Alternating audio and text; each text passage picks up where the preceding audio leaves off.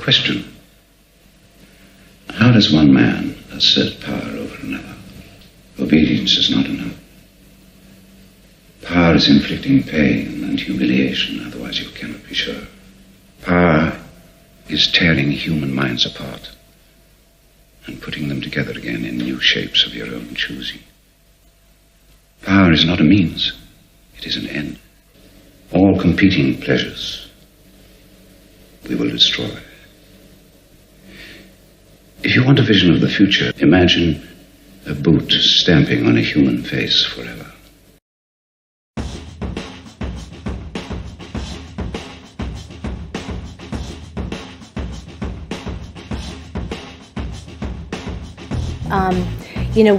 We would prefer to not have kids on the continuum of risk, if at all possible. But we recognize that's not possible because kids are kids, and there's many, many, many reasons why they choose to do different types of things. I started saying that, we wish, at least from the FDA's perspective, that kids were not entering into the continuum of harm, but once they're there, how do we care for them? And, our messaging is prevention based, and so we're trying. We certainly acknowledge that teens are teens and that they are experimenters.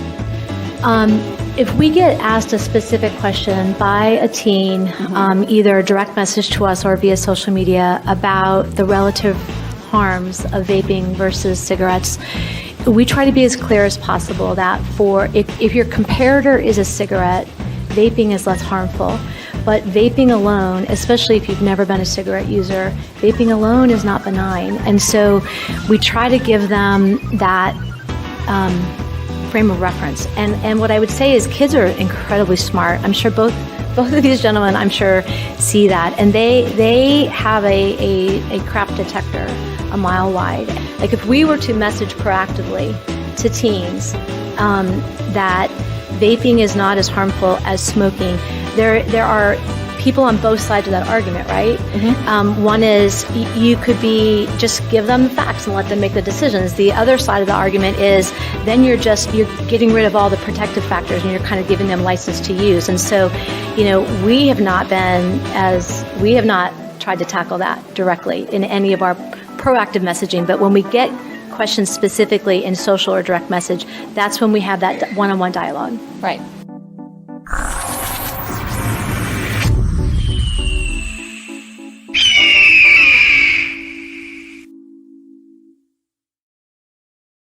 The 9 most terrifying words in the English language are, I'm from the government and I'm here to help.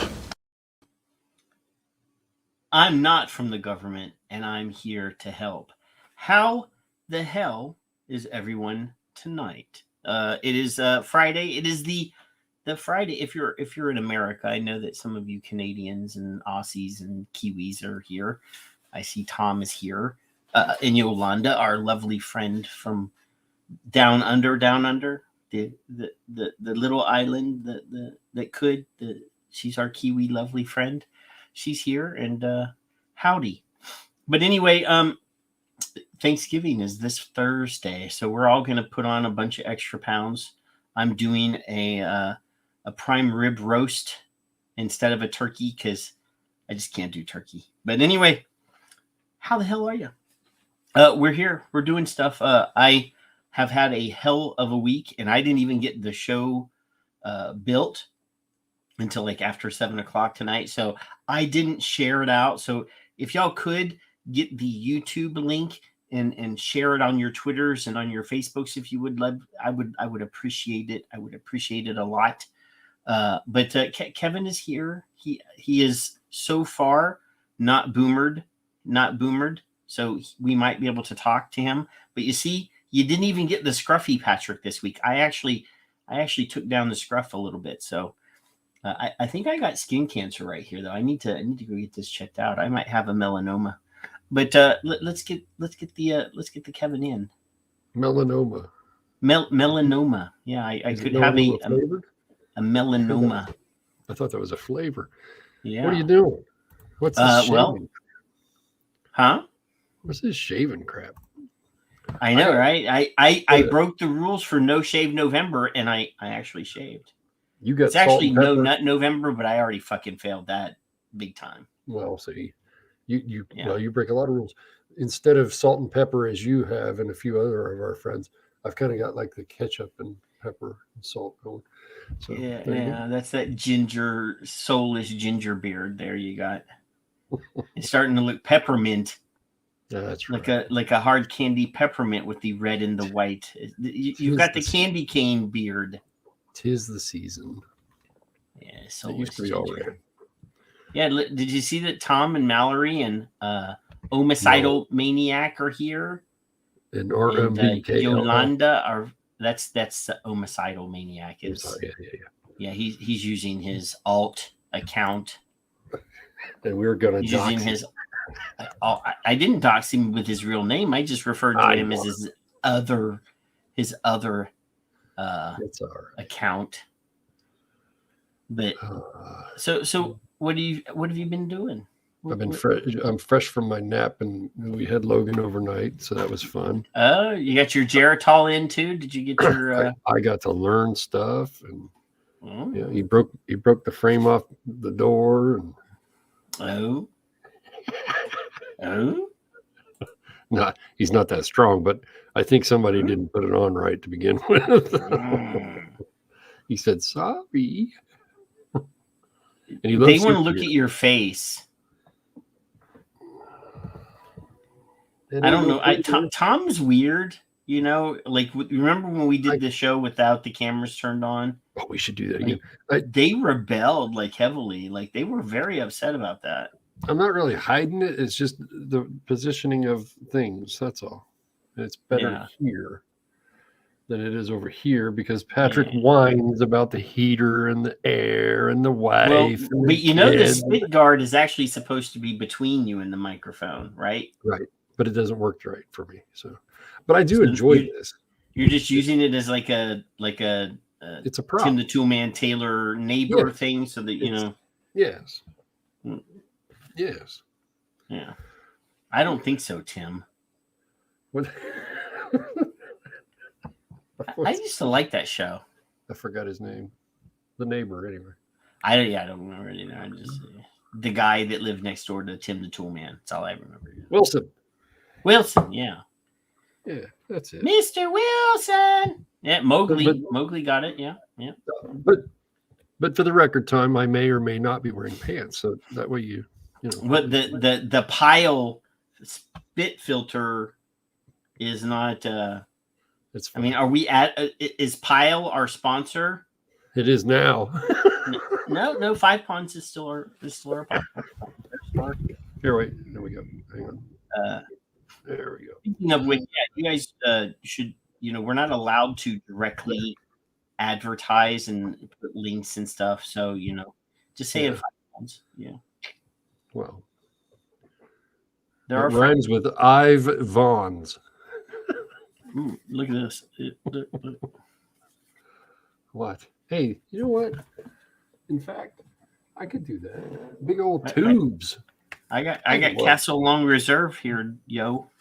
Looky there. Isn't it?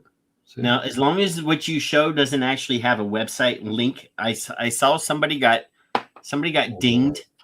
Somebody got dinged for holding up a package that had a website address on it. Hang on. They got a ding on their YouTube. I don't see a website on here. Yeah, I don't see it on here either. I think we're safe. I don't even think it's on the back. Yeah, there it is. It is probably in very fine print. So our friend Jeffrey is here. Jeffrey. Hey, did you see where they don't want to do the? It's like public health. The Buffalo doesn't want to do the game there. There's like 14 feet of snow and stuff, and they want to move the game or something. I thought, you bastards. I thought that was the whole point, was they were tougher than any other team. That is the point. And Buffalo. And Buffalo, right? They're like Michiganders.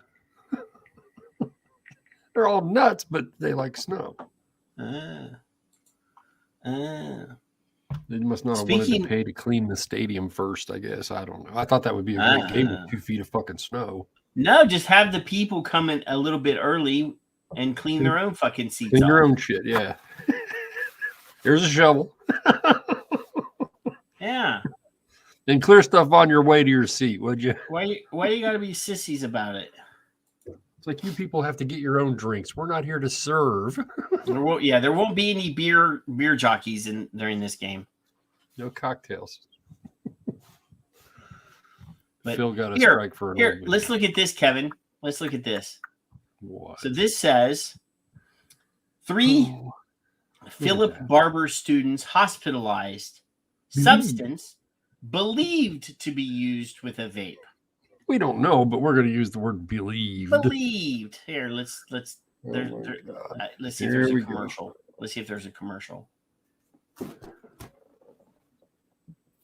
I don't know. It's spinning.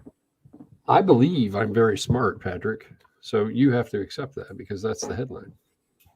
Because you believe? Do you self-identify as an intelligent person? Yes. Incorrigible and yes. Yeah. Let's see. We're just going to read this. So the Barbour County Sheriff's Department released a statement Friday afternoon after 3 students at Philip Barbour High School were taken to the hospital. Authorities said a call came in that a few students had, and I quote, very serious and adverse reactions to something. While officials do not know what the specific substance was, they do believe it to be a substance used with a vape. However, this is not being confirmed, and the investigation is active and ongoing. The BCSD. In with breaking news tonight, 3 students from Philip Barbour High School have been hospitalized. The superintendent confirmed this to 5 News. Ambulances came to take the students from the school, and the superintendent declined to say why. He says the condition of the students is currently unknown, and the Barbour County Sheriff's Office is investigating. We've reached out to them for more information, but so far have not heard back. We have a reporter working to gather more details on this developing story, and we'll have a live report with the latest at 5 o'clock. Believe, Kevin. So basically 3 kids go to the hospital. We really don't know shit, but we're going to blow it up and believe. Because this is a little Podunk, West Virginia, and I was born in I'm not, I don't live in West Virginia. I was born there though. What's the rules of that's horrible journalism right there. Yeah, that's pretty rules? Shitty journalism. That's how, who, what, where, when, and why, yeah. Right? Is that basically it is who? It's all W's. Oh. Who, what, when, where, and why. Not how. So they don't have to know how. They can just believe. Okay, I'm just checking. Yeah. Who, what, when, where, and why. Yes, that's interesting. I can't imagine that 3 young men would be doing much of anything together. Of course, this is 2022 now. But if they're sharing something, it's probably something. Incorrigible little bastards. I hope they're all okay. This is the state of modern media, Kevin. They can be paid for. They can be bought. We really didn't get a thing out of it. Speaking of bought and paid for media, I got something for you, Kevin. This one you're gonna love. There it is. More than you. This one you're gonna love. This one is. Oh, here we go. Let's watch this one. Oh, fuck. You're gonna love this one. Oh fuck! Here we go. More about the national youth vaping epidemic on behalf of our sponsors at Truth Initiative. Let's learn more. On behalf of our sponsors at Truth Initiative, Kevin. Okay, let's go. About this public health crisis. Youth vaping remains a serious public health threat with over 2.5 million teens using e-cigarettes according to new CDC data. Funding from the potential... Now, is that the same number we had last week, Kevin? No, from the new... That's a different number. I thought it was 2.1. It was. Now it's 2.5. Well, it started at 2. Yeah. JUUL, pronounced Juul settlement, could have... JUUL, pronounced Juul settlement. Is this another? Okay. Is this another regurgitated tape from what we've already seen 40 times? No, this is a new regurgitated tape. Okay. Now, I want you to focus specifically on the part when Nicole here starts talking. All right. All right, let's see. Public health threat with Okay, public health threat with over 2.5 million. 2.5 million teens using e-cigarettes, according to new CDC data. Okay, so that I want you to remember that whole intro there. Funding from the potential JUUL, Now, funding from the Juul settlement, pronounced Juul settlement, could help address this epidemic. And joining us today to discuss these issues and more are Robin Koval, CEO and president of Truth Initiative, and from Parents Against Vaping E-Cigarettes, co-founder Dorian Furman. Welcome to both of you. Oh, there's my girl. now this is a new founder, one of the other founders that we never hear from. Yeah. Okay. Well, sure. This is not an accident, right?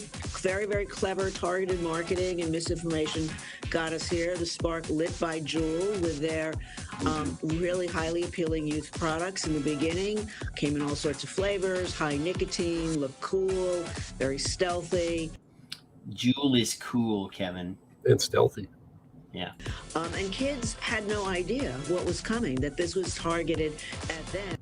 Now, at least they got their little sponsored by right there on the screen. That's nice that they're, In fact, we have research that says at the time, kids didn't even know that these products almost always contain nicotine. So they were sitting ducks. At Parents Against Vaping, we have parent webinars and parent presentations. We're the only parent group fighting the predatory behavior of these vaping companies and of big tobacco. So any parent can go onto our website at parentsagainstVaping.org to get information and know you're not alone. Parents around the country are in this fight with you.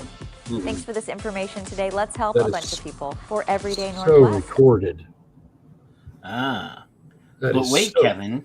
So recorded. But wait, Kevin. What? There's more. There's more. Jeez. There's more. Here, let's look at Talk about this me being a one. fucking bot. Let's look at this one. Remains a serious public health threat with over 2.5 million Public health threat, 2.5 million. teens There you go. using e-cigarettes, according to new CDC data. Well, I hope Robin joins them. You see, you talked over the next point. Funding from the potential Juul settlement could help address Juul settlement. this epidemic. And joining us today to discuss these issues and more are Robin Koval, CEO and president of Segment sponsored by Truth Initiative. It's right there in the bottom right in very fine print, very small print. Pre-recorded at the top. Truth Look Initiative at that. and Yeah. Parents Against Vaping E-Cigarettes. Also co-founder Dorian Furman. Welcome to the both of you. Thank you. Thank you. Now, did you see that? Watch this. Watch that jitter. Right after she says, Co-founder Dorian Furman. right here, she says, welcome to the both of you. Welcome to the both of you. Thank you. Thank you. Did you see that jump? So let's jump right into it. Robin, how did we get to the point that we now have a national youth vaping epidemic, and why is it so important that we address this public health crisis among our young people? Well, we didn't get here by accident. We didn't get here by Right, accident. this is the product of targeted marketing by the industry and misinformation. The spark lit by Juul. You see that there, Kevin? Wow. I'm not going to play this whole piece again because this is all the same, right? This is all the. How did we call that? Even has the same video inserts. Do you see that? That is so funny. She was actually here. This is different content here. Let's start here. Well, they probably have a long version. To speak in an authentic voice, give young people the facts, and allow them to then share it and amplify that in their own network. And when they're ready to quit, we have a program called This Is Quitting, which is the first of its kind text message program. Oh, we'll have a story about This Is Quitting later. Designed for young people to help them quit vaping. And finally, we have a curriculum program called Vaping Know the Truth, also done in the Truth voice. So very peer-to-peer. It's digital. Kids do it at their own pace. So for people that want more information, where can they go to find that? And do you see that jump cut right there? Yep. Like right in the middle of her. So very peer-to-peer. It's digital. Kids do it at their own pace. So for people that Right there, you see that they didn't even Yeah. That was even shit. I could have edited this better. Sloppy. This is horrible. Well, it's copywritten, and she's an ex-ad executive, So she can sell her wares. But Kevin, what? Oh, is there another one? There's more. It's like that Sinclair video. This is exactly like that Sinclair video. Wait, what's this one? Youth vaping remains a serious public health. Serious public health threat, Kevin. Oh my God. 0.5 million teens using e-cigarettes, according to new CDC date funding from the. Date funding. Do you see what he did there? Mm-hmm. Yeah, his teleprompter fucked him over on that one. According to new CDC date funding from the potential Juul settlement, could. His teleprompter, they skipped a whole sentence. Help address this epidemic. This segment sponsored by Truth Initiative. Joining us today to discuss these issues. This segment sponsored by Truth Initiative. I question the joining us thing. That yeah, they want people to actually think that these two they're friends. These two paid shills here. These two What's women. The word ambiguous? Is it ambiguous? Is that the word? Yeah, they're trying to make it seem like they're live with your host right now. Well, sure they Global are. CEO and president of Truth Initiative, and from Parents Against Vaping E-Cigarettes. Let's see if that jump cut is still there. Dorian Furman. Thank you both for joining me. Thank you. Oh, they did a better job editing that, though. That was much smoother. Yes. Robin, we'll start with you. How did we get to the point that we now have a national youth vaping epidemic? And why is it important that we address this public health crisis among our young people? Well, sure. We didn't get here by accident, of course. This is all the result of clever marketing from the tobacco industry and misinformation. Juul lit the spark, right? That's their new thing. Juul lit the spark. With a product that kids thought was cool, delivered very high levels of nicotine, could be stealthy, they could hide it, came in flavors like mango and creme brulee. And, we know from Juul's own congressional testimony that they targeted these products directly to kids with social influence. I don't believe they actually ever admitted that in their congressional testimony. I don't know. It's clever marketing, though, isn't it? But yes, I mean, so I accidentally stumbled across this. This was just from Thursday and Friday of this week. So be prepared that you're going to see this same bullshit regurgitated across the if you do your Googles this week. I think the last one of these we did, there was 16 of them in one night. I think so, yeah. Yeah. So, yeah. Slick marketing, huh?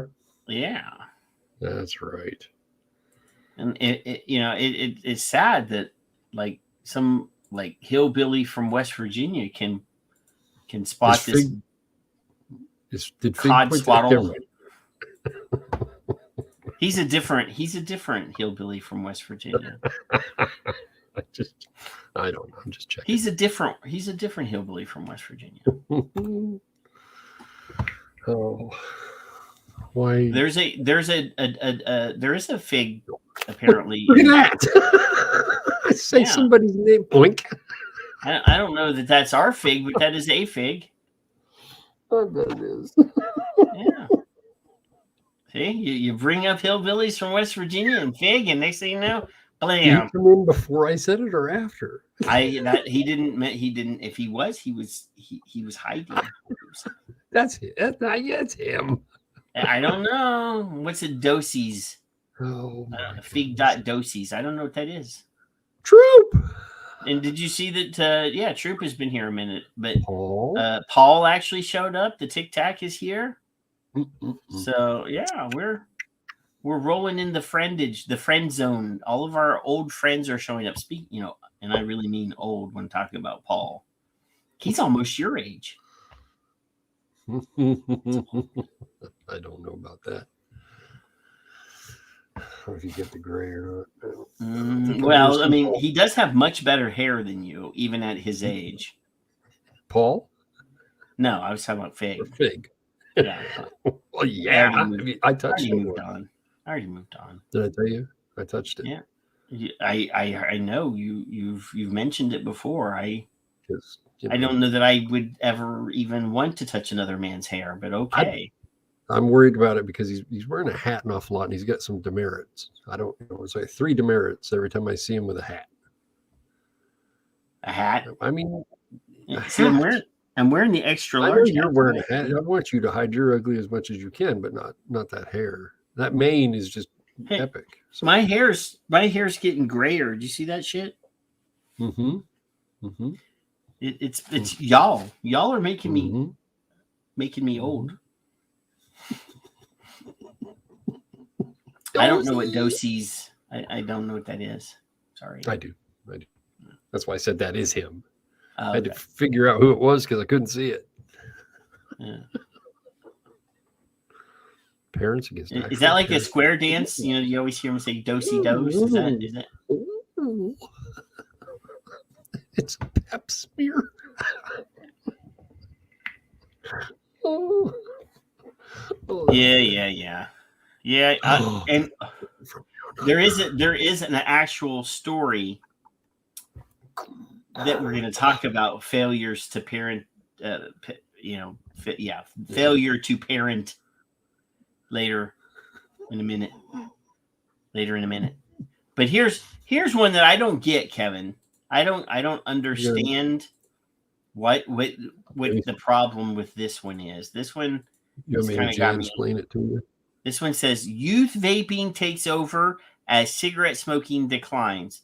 I think we should be happy. I mean, obviously we're not promoting kids that shouldn't be using nicotine, but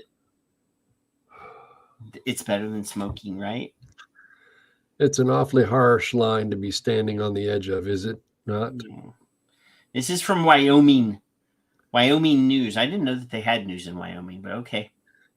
It says here, while the number of youth cigarette smokers continues to decline across the country, a new but all too common foe looms over Wyoming's teenagers. Vaping. Electronic nicotine delivery systems, including e-cigarettes, e-hookahs, e-pipes, and e-cigars, are defined by the CDC as devices that deliver aerosolized nicotine flavorings and or other, there's the scary word, chemicals into the lungs of users. In a prevention needs assessment survey conducted by the University of Wyoming's Survey and Analysis, they have a whole center for surveys and analysis, Kevin. Can you imagine?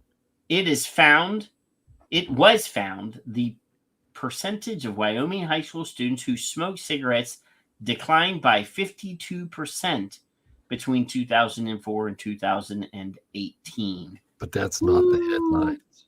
That's a victory right there. I mean, right? 52% in 14 years. That's pretty awesome. So it says here, the same survey reported that 36% of Wyoming high school students currently vaped in 2018. Look at them using those 4-year-old numbers, Kevin. Well, you don't want accurate information. Look at those 4-year-old numbers. Let's find the worst batch of numbers that we have, and let's advertise those. More than triple the 11% of cigarette smokers younger than 18 that year. So you see what they did there? Yeah. See what they did? So 11% of Wyoming high school students smoked. Mm-hmm. So let's scare it. That's more than triple the amount, Kevin. No way. According to WISAC, the rate is higher than current use of other substances of abuse on the PNA. That's bullshit. That's the amount. Okay, including alcohol and other drugs. That is a bullshit lie. If they're telling me that only that less than 36% of Wyoming high school students drank. No. That is a fucking lie. No. Presenting a new challenge for tobacco prevention in Wyoming. It's a new challenge, yeah. Yeah. That's no. That is a fucking lie, though. That more kids vape than drink alcohol in their state. Yeah. We definitely see a rise in use, not significantly over the past year, but since vaping has become a thing, said Sheridan County Community Prevention Manager Ann Perkins. So and you're an idiot. You see that? We definitely see a rise, not significantly over the past year. So they're looking at 2016 or 2018 numbers for to get their basis. But since 2018, 2019, 2020, 2021, 4 years, they're saying, oh, well, we haven't seen a significant increase in the last year. Well, and we know for a fact that according to the National Youth Tobacco Survey, the number dropped significantly between 2019 and 2022. Right? There was a year that was kind of level. It went down, then it leveled off, and then it went down significantly. Right? Well, but the FDA frowns upon talking about that and making comparisons, like I frown upon Fig's hair being covered with a hat. Yeah, well. Because it shouldn't. Yeah. One of the concerns is that it is very difficult to tell what kids are vaping these days. Is it tobacco, THC, something else? So now they're trying to implicate what was that nasty drug that they kept saying that fentanyl. That's something else ? They're trying to. But we already heard the health experts in Tennessee about 2 months ago. They came out and said you can't vape fentanyl. It doesn't work. Patrick, you just verbalized the previous paragraph by saying higher than current use of any other substance. But now they're saying it's difficult to tell what they're vaping. Yeah. See, you want to forget that part. Okay, I'm sorry. I didn't mean to. With tobacco, there's enormous risk because the hard metals, not even heavy metals, they're making up a whole new word, Kevin. Hard metals. Well, I kind of like my metal hard. I like my really heavy. I think Ann's portraying her. Never mind. Anthrax and Slayer. Those are Slayer's like one of my favorites, Kevin. Hard metals that are in the vaping devices. A lot of this is so new, and there's still so little regulation on it that we don't really know what they're putting in their bodies when they're vape. We don't know what's in it, Kevin. That's right. I think I've heard that argument There's since no way to tell. There's no way that people are actually doing labs on their shit and submitting them to the FDA. And poor Ben in the next one. We don't know what's in there. Poor Ben's got some challenges below. Let's see what else we got here. Part of the struggle of limiting underage use of tobacco and nicotine products lies on local culture, Perkins said. People really don't see that it's a big deal, and we need to make sure that parents and leaders know that it is a big deal, she said. Sure. Well, parents, do your fucking jobs. Anyway, Sheridan High School Resource Officer Ben Hawkins faces the issue on campus every day and said the rising social acceptance of vaping contributes greatly to the problem. So are they not putting up vape detectors in their bathrooms that also have microphones so that they can listen to kids pooping and stuff like the other schools are? Nobody's got a paddle. They're standing there in the bathroom. Are they actually? Did they not remove the bathroom doors? It's so socially acceptable, Kevin, that in their I guess he's saying in their local area that they don't condemn kids and beat kids and tase kids and zip tie kids like they do in other places, or strip search kids in other school districts. Wyoming, it's so socially acceptable, Kevin. It's a big wide open space out there in Wyoming. They haven't tased a single kid in Wyoming for vaping yet. Well, I have to. Well, they could. They might. I have to qualify that, because we. That's right. We have covered multiple tasings multiple violent takedowns, multiple hog ties, beatings, multiple special needs kids getting beat up in the bathroom, stripping, multiple stories of kids being spied on in the bathroom, multiple stories of principals strip searching or poking a camera phone under the toilet stall door so that they can snap pics of girls pooping in the bathroom. Oh, did I go off on a tangent there? No, that's actually part of this. That wasn't a tangent. That's where I wanted to go. Anyway, I think it's becoming more of a social thing. If I had to guess, there's probably between 30 and 40% of the school that would have a vape in their pocket right now, Officer Hawkins said. Then go out there and ask those kids to turn out their pockets. Would have a vape? Yeah. Could, may. He's might. saying that 30 to 40%. If I was the reporter, I would say, well, let's go out and have some kids turn out their pockets. Why not? That's better than a strip search. Sure it is. Yeah. Kids are just going into the bathroom and asking. They call it Nick, short for nicotine. What? Pulse. That sounds like a line from a really shitty 40s detective story. Paul's vaping Viagra. Yeah, well, he needs it. They call it Nick, short for nicotine. You got so they just ask each other if they've got Nick. You got any Viagra, Paul? Sheridan High School installed vape sensors in the bathrooms to help mitigate use on campus. Devices similar to smoke detectors that identify certain chemicals found in vaping. When the sensors are triggered, Hawkins and other members of the administration are notified. Wait. Here's where the hunting begins. Yeah, here we go. This is where the strip searches start. The vape sensors go off daily, several times a day. It's just a matter of catching them. I got 3 Monday, Hawkins said. Sounds like he went fishing, Kevin. We also have the same groups of kids in the bathroom every time.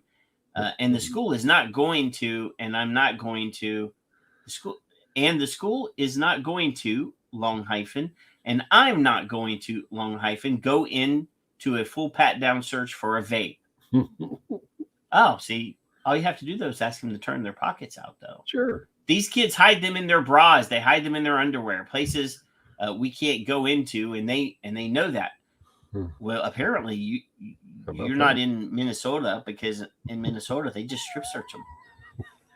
And then what part of it was in Vancouver or somewhere in Canada where they stripped the kid down to his drawers and then made him pull the waistband away. Remember that one, Kevin? Oh yeah.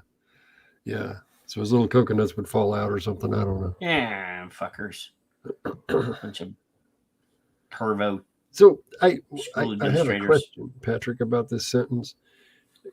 Up above it said 30 to 40% because they don't know for sure, but now they always have. No, that's the school resource officer saying, I bet you 30 to 40% of the kids in school right now have a fucking vape pen in their pocket. Well, yeah, but then isn't the same Hawkins saying we have the same groups of kids in the bathroom every time? But if you know it's the same group, just stand there while they're there. Yeah. Nothing wrong with that. What? In 2020, the legal age to purchase products was raised from 18 to 21, but along with that change, legal consequences for minors getting caught with tobacco products were lowered. Hawkins said a minor in possession of tobacco would originally constitute a $150 fine and a mandatory court appearance.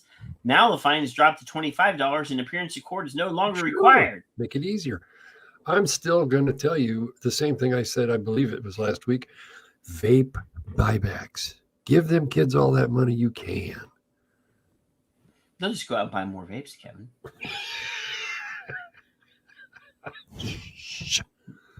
Stop it. I think the state kind of did us a disservice when it comes to. I don't disagree on that one.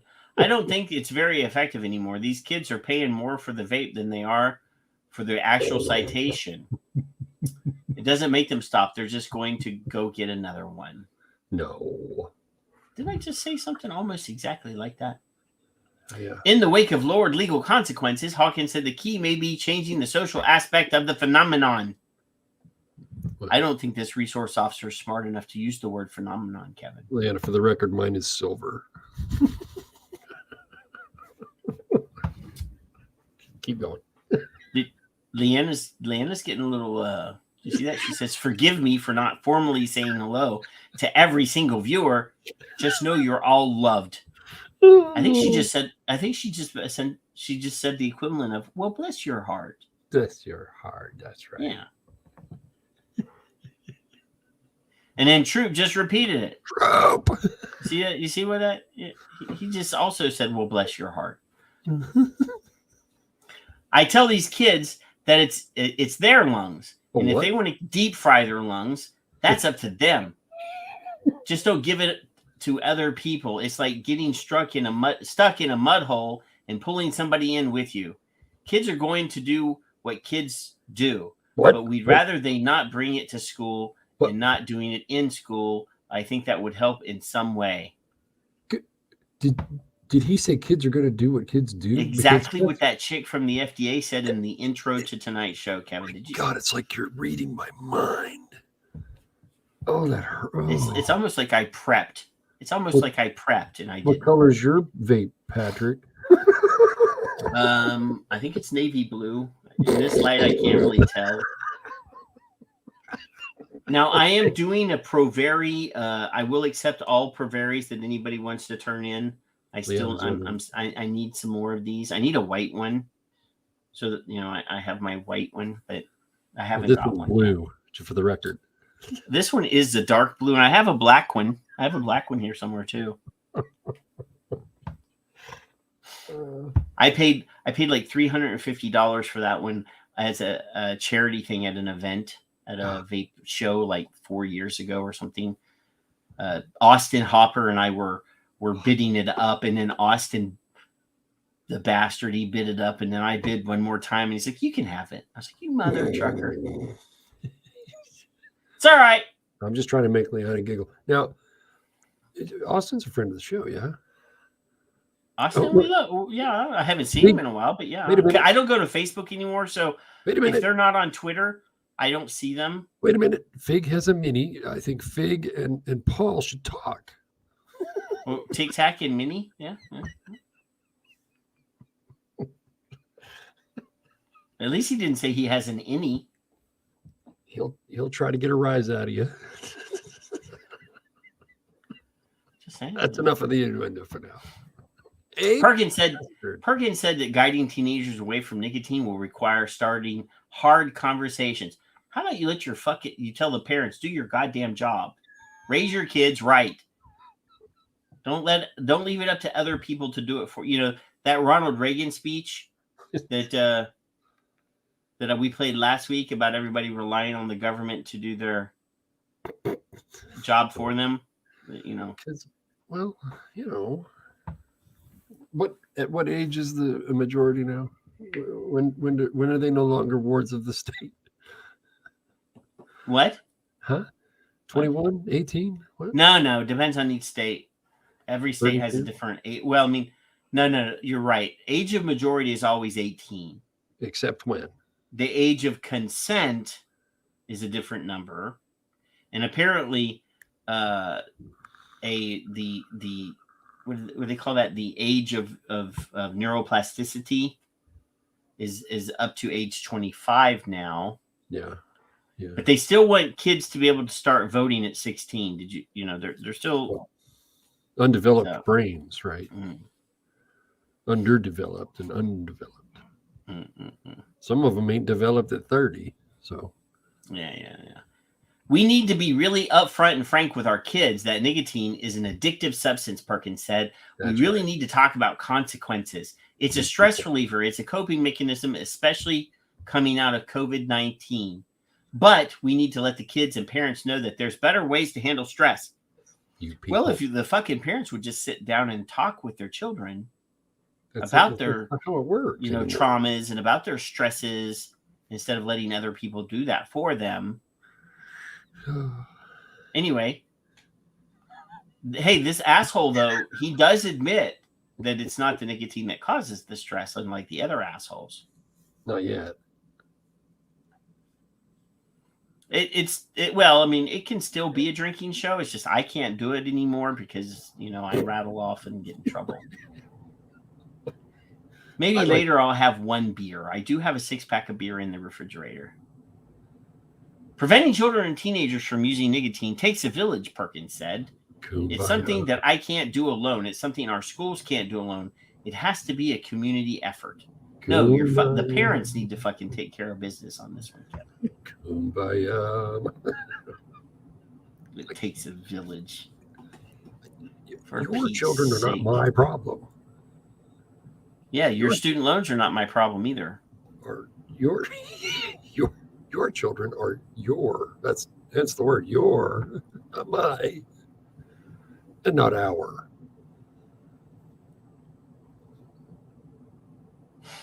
So Addie Tooney has a loaded question there, Kevin. It'll be here a while. This is not vaping related, but I personally, I didn't notice any outages on Twitter, and I was off and on all day, but I was not on the whole time. I, for one, think that he needs to they need to downsize the number of staff that they have there. That company was losing something like $10 million a day. So before he purchased it, it was losing $10 million a day. Wow. So, of course, when you're a robber baron type person that buys companies to make a profit off of them, you got to go in and trim the fat. And that's what he did. Now, apparently, I don't want to get too right wing here, Kevin, but apparently, Twitter had free lunch for every employee, which is great. It's a great job perk if it doesn't hurt the company, if it's not an added expenditure that sits on the ledger and causes a loss. Right. So, as far as software development goes, I know a bunch of software development guys that are looking for work. So for everyone that leaves, every Twitter employee that voluntarily leaves, there's probably 15 or 20 resumes in HR right now waiting for somebody to call them and say, you want to interview. For sure. If they are actually valued employees, it seems to me it would be kind of ridiculously stupid to voluntarily quit when the people that he canned, the people that he laid off, were given 3 months severance. So, people are bitching. You see lots of people on the Twitters that are saying, "Oh, I weep for my, these people that got laid off at Twitter. They're still getting paid until January.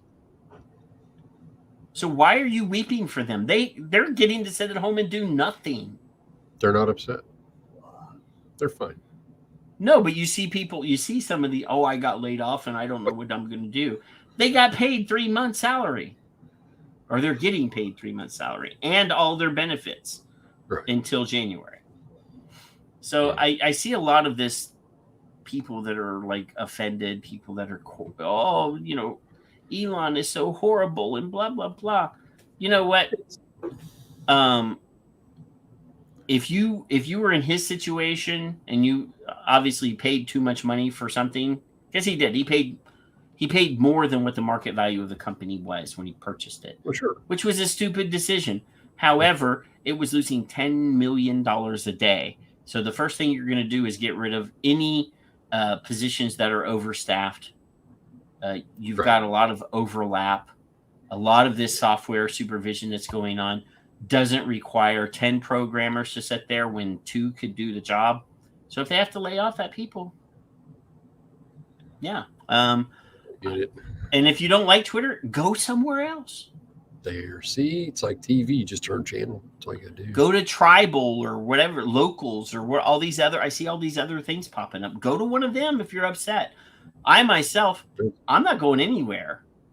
I'm sitting here I'm watching every day. I see, and I actually like Rob Reiner's films, but I see that guy bitching and moaning on Twitter every fucking day about Trump and about Elon, and it just makes me laugh. I see guys that I used to respect, like Stephen King, posting his politics and bitching about, it's more entertaining than ever. And obviously, I'm very much considering paying the $8 a month so I get the edit button. I don't care about the blue check mark that much, but I do want the edit button.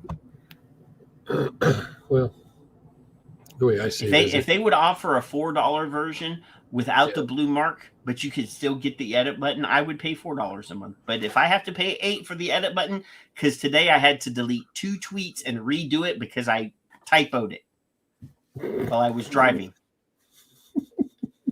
But anyway, we got distracted here. I do like the idea, though, that he's talking about adding video functionality, like YouTube, like video service to this. And obviously, if he did that, he'd have to hire some of those guys back because he'd need new software developers for that. Obviously, that would be awesome. Plus, he's talking about monetizing content generation on Twitter. That would be awesome, too. I'm all for that. Mm-hmm. Yeah. If you want to see my tweets, you have to pay $1 a month to see Patrick's tweets. Hey, bastard wants a red tick. Yeah. And I don't know about you, but every time I see a blue check, it's white. I don't know what that is. I'm on night mode though, but what? The red. I don't know why anybody at your age would choose night mode because it's so hard to read, Kevin. My eyes hurt. It is very difficult. Yeah, I like it darker.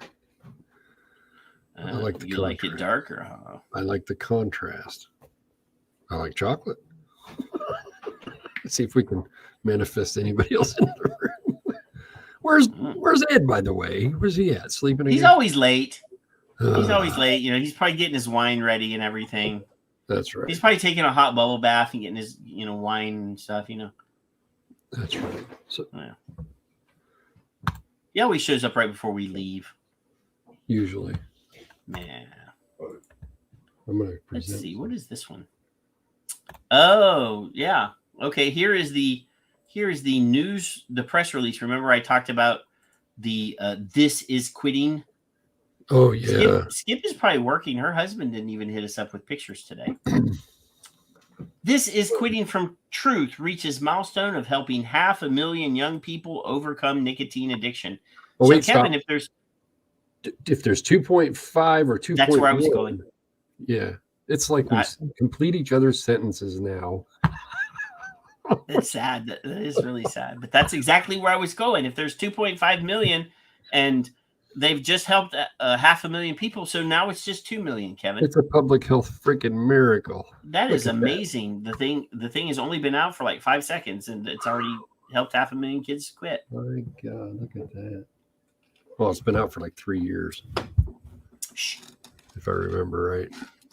No, they said it's new, Kevin. Didn't you remember watching the 3 video packages that we just showed? Mm-hmm. Yeah. I'm refreshing my beverage here. Well, if it's a milestone of 500,000 young people, I'd say in the next 10 minutes, there won't be anybody vaping at all that's under 18. Bruni everybody gets to be and together. Paul are both in the chat room talking about LSD. Goodness gracious, there's Ed. Look at that. There he is. Look at that. Chocolate. We just talked about him and red wine and bubble baths, and there he is. Isn't that weird? Ed, you should talk to Paul. He's got some kind of blue thing going. I don't know. Mm? So, am I right in my math? I'm not good in math, Patrick. You know that. So you're sharing a screen here. Am I supposed to share this? Well, you don't have to now unless you have a moment. If it's 500,000 now, is the math going to be like by Monday there will be no children vaping at all, according to the Truth Initiative? Yeah. I mean, what's their end goal? Is it all of them or like 80%? All of them, Kevin. Let's Are do you all of them. sure? Yeah, all of them. All right, I'm just checking. So let's see here. It says Truth Initiative announced today that the first of its kind free quit vaping program, This is Quitting from Truth, the largest in the country and the only one that has been validated by peer-reviewed research, has reached a milestone of helping more than 500,000 youth and young adults quit vaping nicotine and went right back to smoking. That's right. And then there's a graphic here. If I click on it up, it's just taking me. That's too small. Yep. I don't even think I can rub that and make it legible. Probably not. Let's see if there's a slightly larger version. Wow, look at that. This is Quitting 500 enrolled from 2019 to 2022, Kevin. See, 19. I told you it was 3. Yeah. Shut up. This innovative first of its kind text message program has now helped more than 500,000 or 500,000 young people on their journey to quit. So it launched in January of 2019. There was a Mashable story. There were 22,000 teens and young adults enrolled in 24 hours. Yeah. In the summer of August of 2021, E-Valley first hit, blah, blah, blah. Because you got to add that in. Yeah, that's important. That's contextual. October of 2019, youth rally across the country to encourage young people to ditch their vapes. This is Quitting, featured on the Today Show. Yeah. Well, January. Yeah, that's important. Most kids are supposed to be at school, right? So how many kids actually saw them on Today Show? Or how many moms and dads were scared because those kids were on the Today Show? That's right. Yeah. This is propaganda at its best, Kevin. Yes. Truth Campaign launches Ditch Juul, the first ever truth campaign talking about cessation instead of purely prevention. On social media, it earned 12.9 billion UGC view. Well, I don't know what is that unique? Something I don't know. What does UGC mean? Not a clue. I have no idea. It's TikTok. That's for teenage children's. 6.8 million social engagements. March of 2020. Truth Initiative named to Fast Company's 50 most innovative companies, and a top 10 most innovative not-for-profit organization. How could it be a company? How is that possible? User-generated content. Oh. There you go. In September of 2020, 200,000 enrolled in TIC, which is This is Quitting. Quit Together campaign launches, earning 22 million social engagements and 1.8 million visitors to the website. The Quitter series launches in 2021. Quitting Together campaign, This is Quitting, featured on Good Morning America. Again, when kids are at school and would not see this content. Right. But it's for the parents to scare the shit out of the parents. That's right. Results published from first ever randomized trial evaluating a quit vaping program for young people in the JAMA study found that young adults aged 18 to 24 who used This is Quitting had nearly 40% higher odds of quitting compared to control group. Yeah. Quit trying to control them. So was the control group the bird watchers? Was that the bird watching group? You probably. Yeah. Here's a video of a bird. How are your cravings? So blah blah blah. November 2022, 500,000 quitters. Bullshit. Well, I mean, Paul says bullocks, but I think that's pretty much the same thing, right? Bullocks. And Tom is right. 21 to 24 are legal adults. They're adult peoples. They're not children's. No. Not children's at all. But yes, there is your This is Quitting story, Kevin. I'm not reading the rest of that nonsense. Bullshit story. You know, I learned a term this week. Uh-oh. You learned something? Well, I did. I guess I understood it. There's brainwashing, there's gaslighting, and now I've got the Learned helplessness. You ever heard of that? Helplessness? Learned helplessness. Learned helplessness. As well, in, that's brainwashing right there. Right. You're having a hard. I'd never heard this term before. I didn't really go into it. I just saw it and I was like, well, that's an interesting term that can be used. Keep trying. You can do it. It's the same kind of thing. That's all. Yeah. Let me see here. You poor kids. Watch these bird videos. Yes. Look at the happy birds. Speaking of happy birds, Kevin, I'm going to present you a happy bird picture. Tweet. Rockin' Robin. I'm gonna. Well, he's not really a bird, but you know. Learned incorrigibility. Look, yes, Edward. Look at our friend. Look at our friend Tom. He's doing the chicken dance. He's doing the chicken dance. And everybody, since Patrick didn't do his homework tonight, should link everything in the chat, no matter what. It's like an open season on LinkedIn chat. Why is Addy sharing is he sharing my profile or is he sharing a specific tweet? Because it's love. But I can't click on it, so I don't know what tweet. I don't know what actual tweet he's sharing. I don't know if it could be one of my very rude tweets. And so, well, that's true. I've been very rude. I was blocked by one of my not one of my by a comic book writer that I have an issue with today. He blocked me on Twitter after I tweeted at him something rude. It was like the very first time I'd ever tweeted a rude thing to him. Tisk. But he apparently did not like my criticism of his work.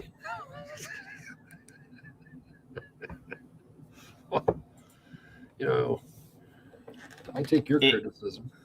He did not appreciate me criticizing and validly criticizing his hack job. He's a one-trick pony. Oh, not even a good trick either. It's Oh. No, I if people want to block me because I hit them with a truth bomb and it hurts, let them. Well, there's plenty of other not crybabies out there that I can tweet at. Kevin, are you still sharing that thing? Do you want me to play that thing? I just figured I'd leave it there and relieve my stress from having to I'm going to show it just so I can get it off of my screen. Fine. All right, is it big enough? There, I will share it. So, FDA Why is tobacco. There a big black. Huh? Why What? is it doing that? Make your window bigger. There, thank you. See how long that took? All right, so FDA Tobacco has launched their mobile-friendly safety reporting portal because they want to assure everything's regulated for safety. Remember that, kids. So they've got a photo here of what?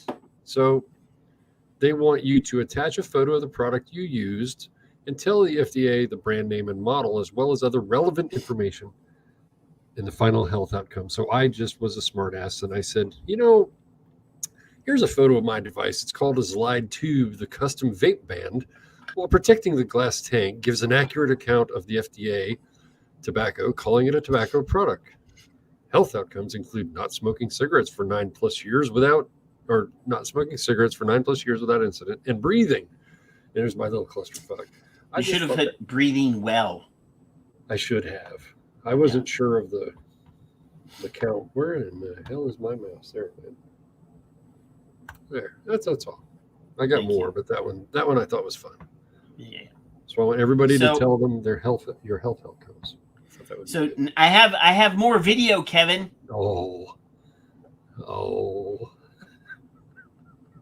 Now this one could have an ad, but this one says, "Teens vaping rate alarms Augusta University doctor." U.S. Well, yeah, this is Augusta, Georgia. This is from. Oh, I thought it was Augusta. Right? Yeah, South Carolina, not Georgia. Okay, let's see. Somebody made a snarky comment about my internet a while ago, and it's not my internet because my internet's fucking fast. This fucking service, this video package service that some of these local news sites are using suck balls. Are they flavored balls? Not in a good way, because that is enjoyable, It's still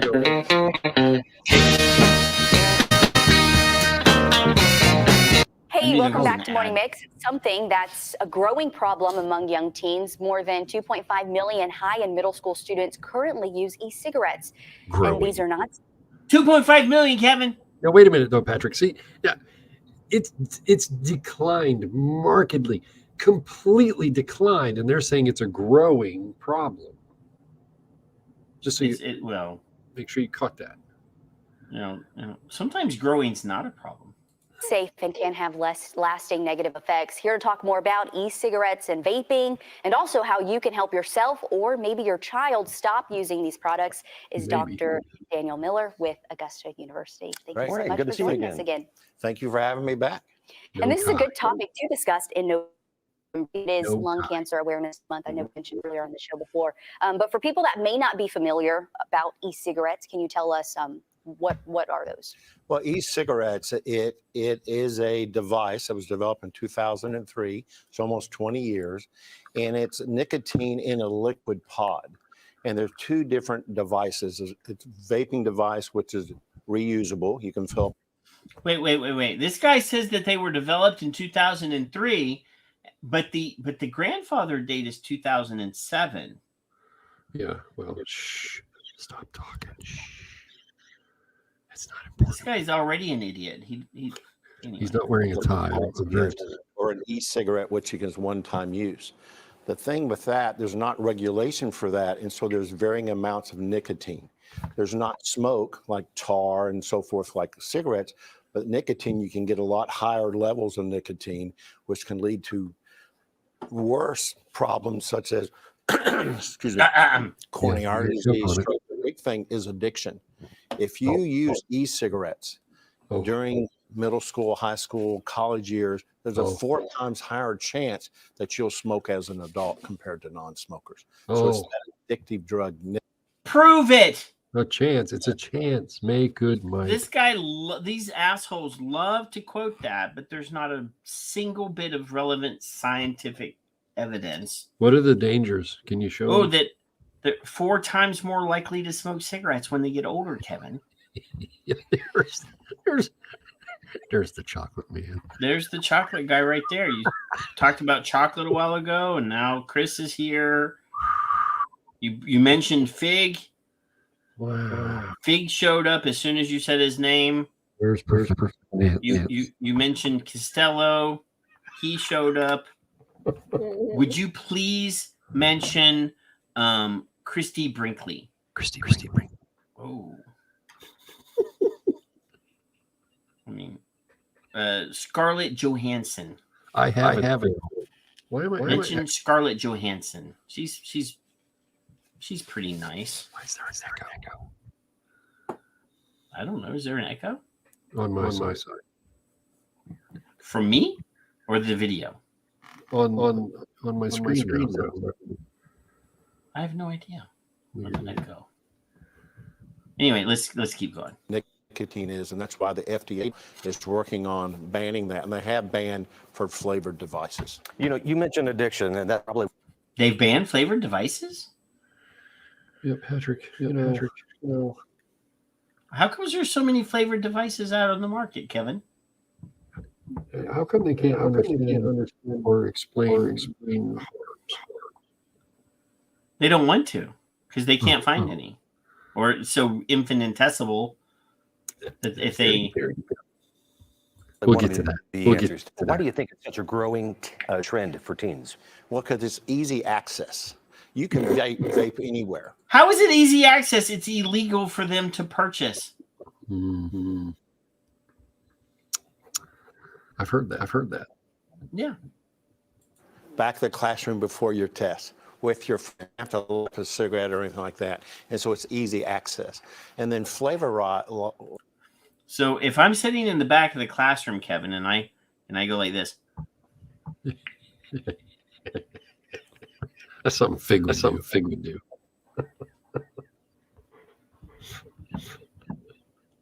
In the back of the classroom? Seriously? flavor, over 7,000 different flavors. And that's the problem. 7,000 flavors, Kevin. I've heard multiple. There's 80,000 Starbucks. And I do know that there was something like 4 million applications. Now I know that there were several copies of strawberry in there, for example, or but 7,000 different flavors. Well, maybe brands. Maybe brands. And the problem with some of these off brands and so forth, the drug doesn't break down as well with the flavor, and you can get lung disease. There's been what? This guy's break down as well with the flavor. Problem with some of these brands and so forth, the drug doesn't break down as well with the flavor, and you can get lung disease. The drug doesn't break down as well in the flavor, and then you get lung disease. Nothing's as efficient as a cigarette. There's been over 3,000 cases of acute lung disease, and actually 5 young adults have required lung transplant for e-vape. It's just making shit up. Well, I mean, some of the E-Valley kids might possibly have had lung transplants. But that wasn't because of nicotine vaping. What are some things that parents can do to help their child if they notice they're interested or if they are using e-cigarettes? Yeah, it's great in the state of Georgia. We have a quit line through Georgia Cancer Center, and also in the state of Georgia, they can call with that.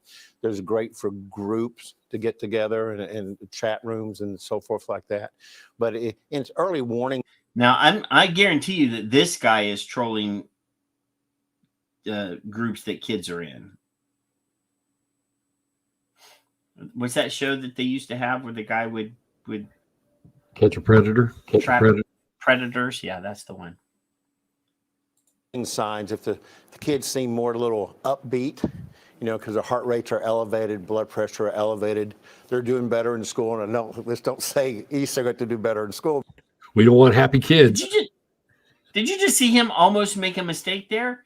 If they're in a better mood, they're more upbeat, they're doing better in school. We don't want that. Stop that. You little fuckers. Signs if the kids seem more a little upbeat, because their heart rates are elevated, blood pressure.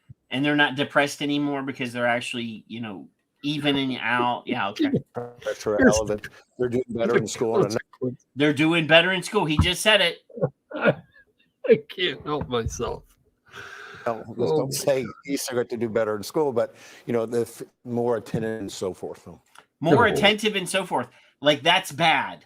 Well, that's not what Truth told us. When these first came out, I think a lot of people thought that, hey, I wanted to stop smoking, I'll switch to this. You're trading one for the other. Is that the case? Yeah, and that was a big selling point at the beginning. The problem with that is there's been no proven data that has done that. Oh, you wait, there's a study. We're going to talk about it in a little bit. It's actually not a study, Kevin. It is a review of like 30,000 studies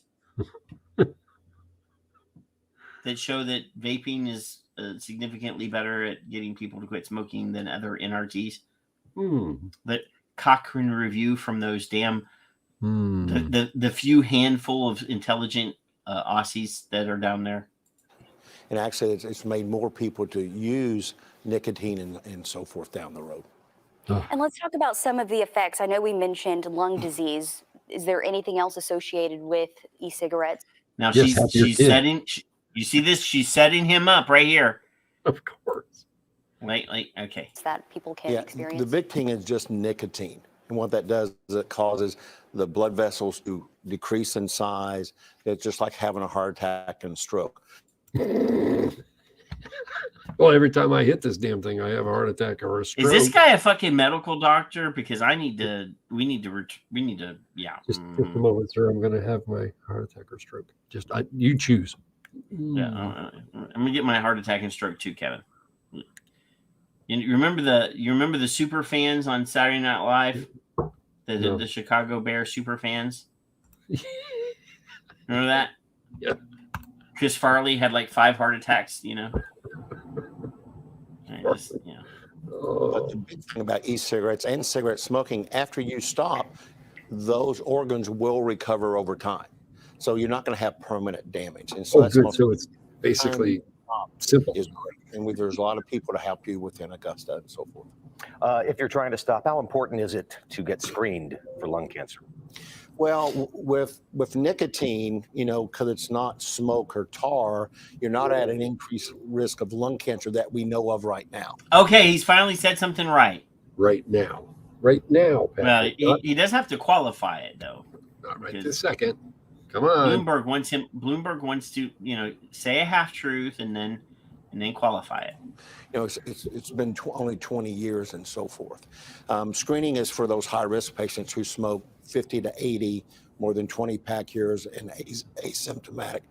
I think he might have had some cigarettes before he went on. That's what I'm thinking, yeah.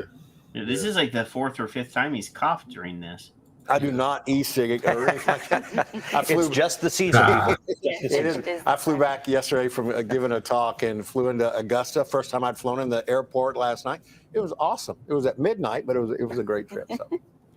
Dr. Miller, where can people go for more information on this topic? Well, the Georgia Cancer Center webpage can help you with that. The Georgia Quit line for smoking and for e-cigarettes. But there's a lot of resources out there because there's a lot of middle school students, high school. If you're middle school students, 10% of them have tried e-cigarettes.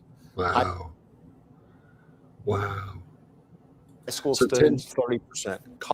10% of middle school students have tried them, Kevin. So 10% of middle school. So where the hell are these middle school students' parents?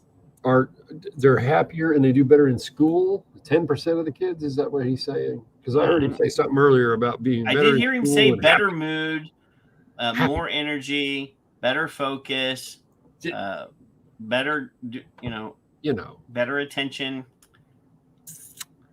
Yeah. College, greater than 70%. So it is an issue there. All right. Get that information. If it's time to quit, quit. And it is time to quit. Dr. Miller, appreciate it. I'm going to quit you is what I'm going to do. Let's just quit you right now. I liked the save earlier when he was fumbling and he pointed at him. That was good. I like that. Yeah. I like that. Very professional. So did you? That was 5 whole minutes of brainwashing nonsense right there. And people will buy that because this guy's a doctor or something. What the fuck is it with the people without ties? Well, he's a Georgia academic, and Georgia. Maybe they don't wear ties in Georgia. It's redneck academic right there. All right. Yeah. That's fine. So speaking of science, and the guy said there's no proof out there. Oh, we can't find any. Yeah, we don't know. This is from the Occupational Health and Wellbeing website. This is one of many websites that shared this story this week. I just grabbed one because I just grabbed one. So it says here, vaping more effective for quitting smoking than patches or gum. Huh. Imagine. Yeah, e-cigarettes and vaping help people to quit smoking better than traditional nicotine replacement therapies, such as patches, chewing gums, research has suggested. Huh. The Cochrane Library Review. Let's just go ahead and open the official thing. You, Addie. Thank you, Addie. I love Addie. That's why I gave him a wrench. Except look at the when fact the that notes almost are everybody else has a wrench too. Except when the notes show the links.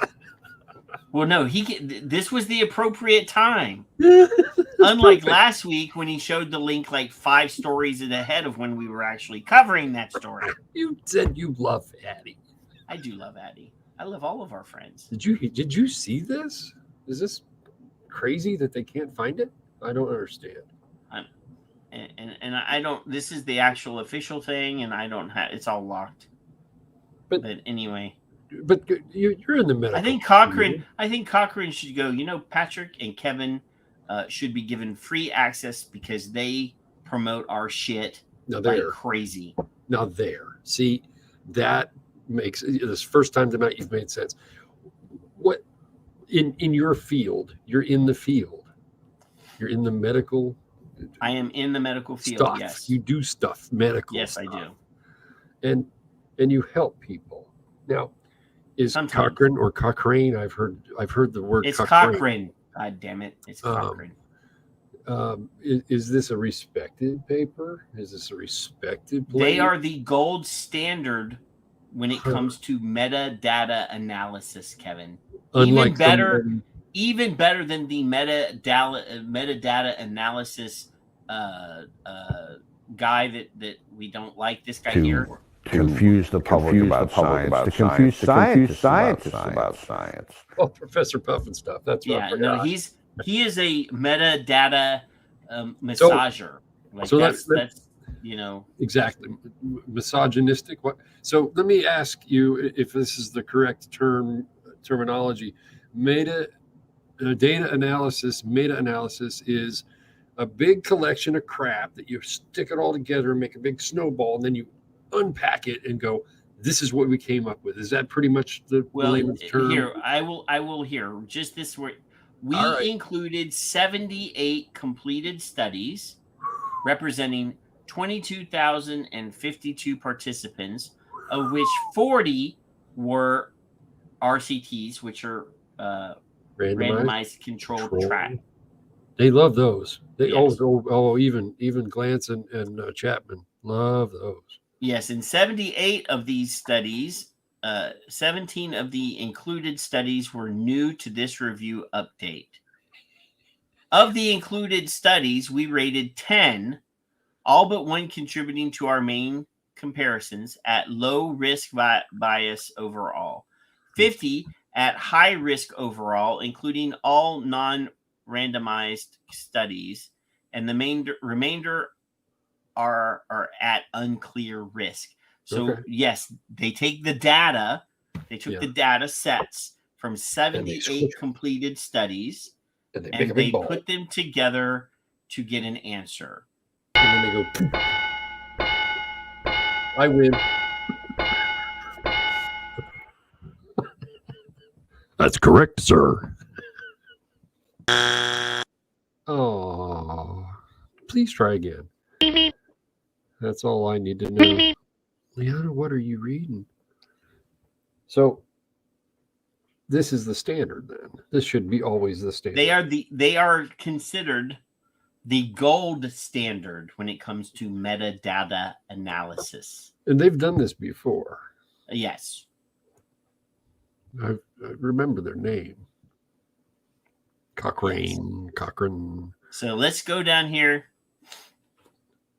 Here he goes. And this is the conclusions. It says there is high certainty evidence that e-cigarettes with nicotine increase quit rates compared to NRT, and moderate certainty evidence that they increase quit rates compared to e-cigarettes without nicotine.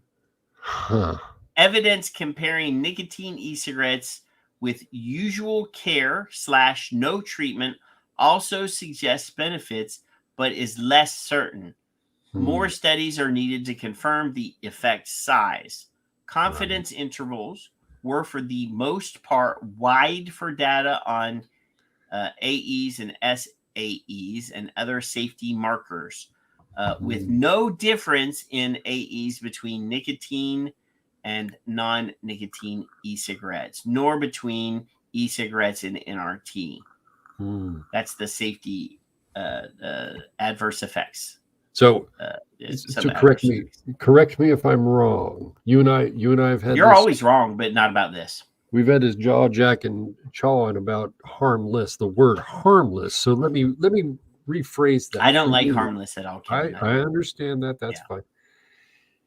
They're just as harmful as patches and gums. Is that acceptable? There we go. No. I wouldn't go that far. Why? because there is still the inhalation effect.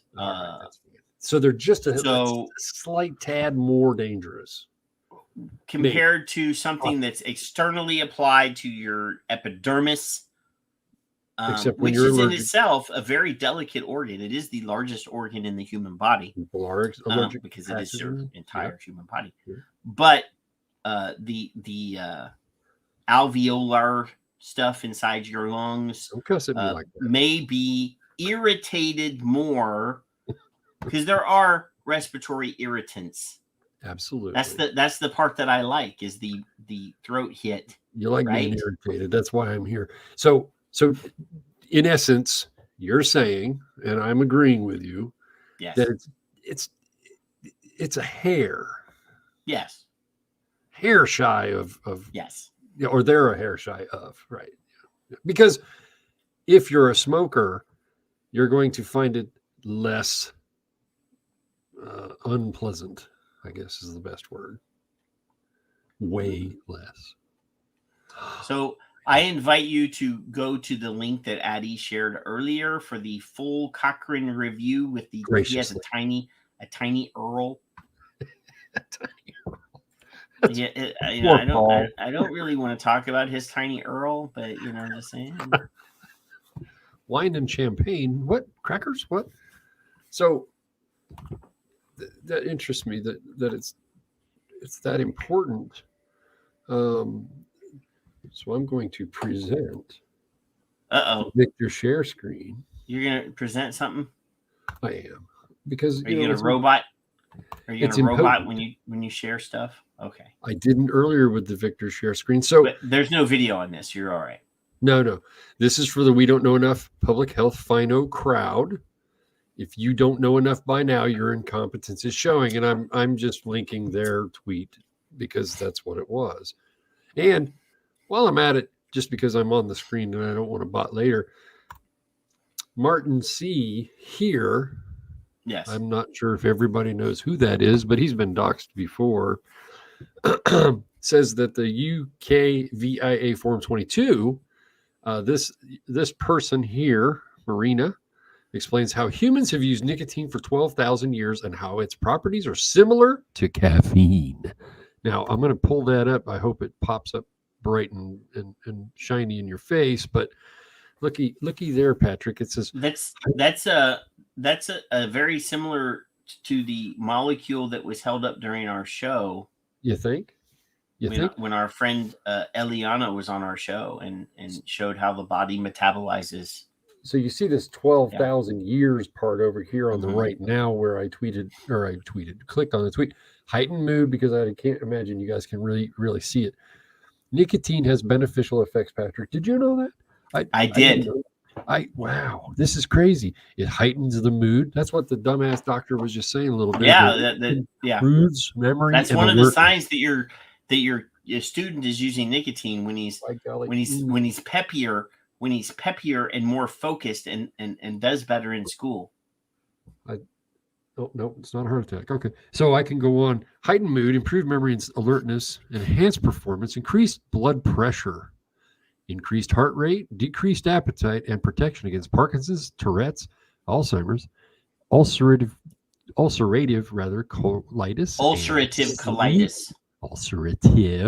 colitis, and sleep apnea. Alkaloids are a class of basic, naturally occurring organic compounds that contain at least one nitrogen atom. So really, the science that we were shown quite a while back, Eliana. It's almost like we're smarter than these people, and our guests are way smarter. You gotta. Hello, Mike. How are you? You gotta have this.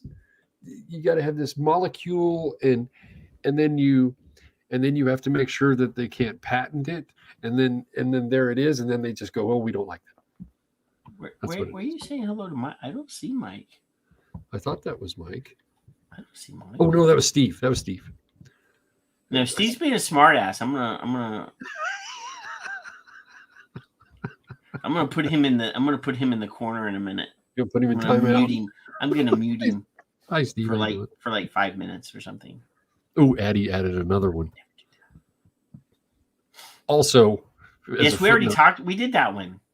To like the Cochrane, yeah. Cochrane, CDC. Yeah, CASA actually did a quick thread on that too. So go there on Twitter. That's really good. Tobacco control math and yeah. Oh, I love that. Yeah, I've heard of that. We did that whole show. We did that like 2 shows ago. I should have copyrighted that. No, because if we did that, see, we steal so much information from other people. Yeah. That if we started copywriting shit, then we'd be in deep shit because they'd be hitting us with strikes left and right. True. So it's public domain. Everything I do is pretty much you can use. Yeah. I don't give a shit. I mean, and we share stuff on our screen, we actually show. I thought that was for too much nicotine. Where we get it from, so that people know that we're not stealing it. I got snagged yesterday. I think I put something on that. We did actually get hit by the Daily Show. They hit us 2 weeks ago, 2 shows ago. Yeah, but nobody watches it anyway. Well, they were very upset that I was making fun of Trevor Noah. So you didn't have a heart attack yet, have you? You okay? No, Everything all right? Fine. Yeah, no. My problem is, Kevin, is my wife said, why do you like to do your show? Because I can hear you across the house. Oh, screaming and cussing. Yeah. Every Friday night. And I'm like, that's how I get it out, so that my blood pressure's like 110/60. It's because I blast it all out on Friday. Did you say calm down, little person? Like I do. Cut me. That's what I'm hoping for. That was the end result of what I was going at. Yeah. I'm just checking. So I figure it's been a little bit of time since we've mentioned our friends in Kiwi Land. Oh. So I'm gonna share a piece from, I think this is Kiwi Land. It's either Kiwi Land or it's the other prison colony. The other colony. This one says vaping in Illawarra schools at epidemic levels. Ooh, it's growing. UOW expert Celine Kelso. It's growing. So this is Illawarra. Yeah. Be in the know. Oh, you mother! I saw that they let me read it earlier. Now they're saying that I can't read this anymore. Can you open a private browser and see it? I do that sometimes. It works. It doesn't always work, but I have done that. You open it. Just a little helpful hint for you folks that have those fucking, especially Wall Street Journal. You get 3 or 5 stories, and then you can't read them in no goddamn more, and it pisses me off. So then I tried it with a private view screen, whatever you do on your internet, on a brand new browser, and it on occasion will do that permanently. I don't know how I learned it. I'm gonna see. No, this is Australia. Nope. It is now giving me shit. So I can't make fun of our Kiwi friends after all, or our Aussie friends after all. Let me point out Leanna's comment. Bottom line, the light at the end of the tunnel for THR, she sees. Keep fighting, be louder, and be kind but firm. I so struggle with that be kind thing. I do. I can't do that. I can't do it, Kevin. I try to be nice. I don't cuss on Twitter very often. No, I don't do that. I don't cuss on Twitter. But it's a subtweet that I'm usually doing. So. I don't attack people. I don't say bad words. I don't, do that. But so here we're gonna skip to this one. This one should concern every one of us. All right. It says Corbin school officials concerned about 3rd and 4th graders vaping. Well, just because they're concerned about it doesn't mean it's happening, but go on, do tell. I'm going to repeat that. Corbin school officials concerned about 3rd and 4th graders vaping. Kevin. What? When you were in the 3rd and 4th grade.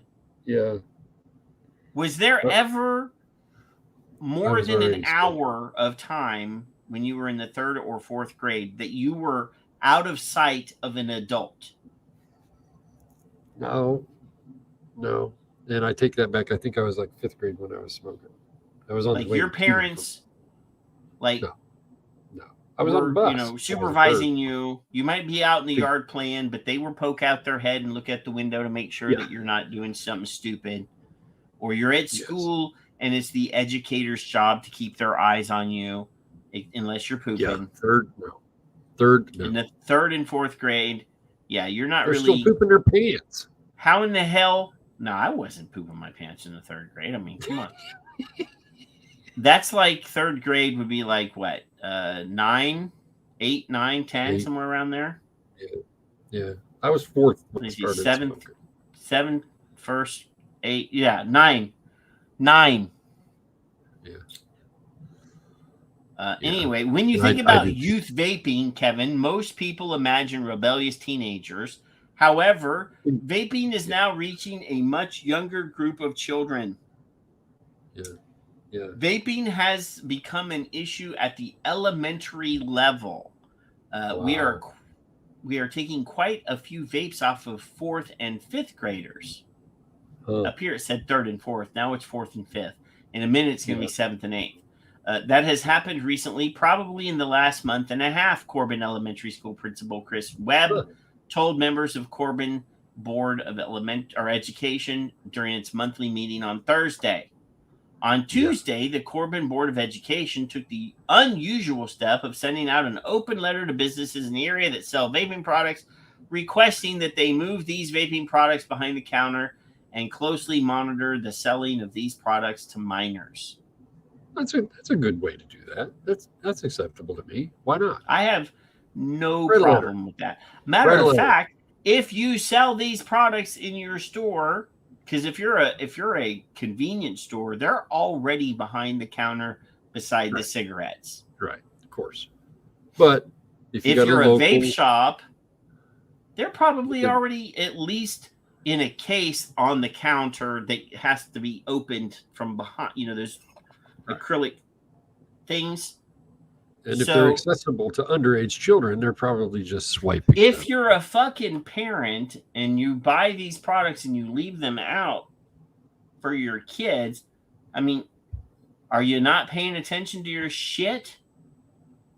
I mean, I think you would notice it disappearing from the console of your car when you're dropping the kid off at school.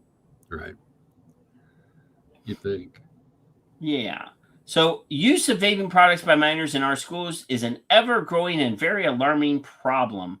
Yeah. We are dealing with an incredible number of vaping issues in our schools, and the number of incidents we see is growing daily.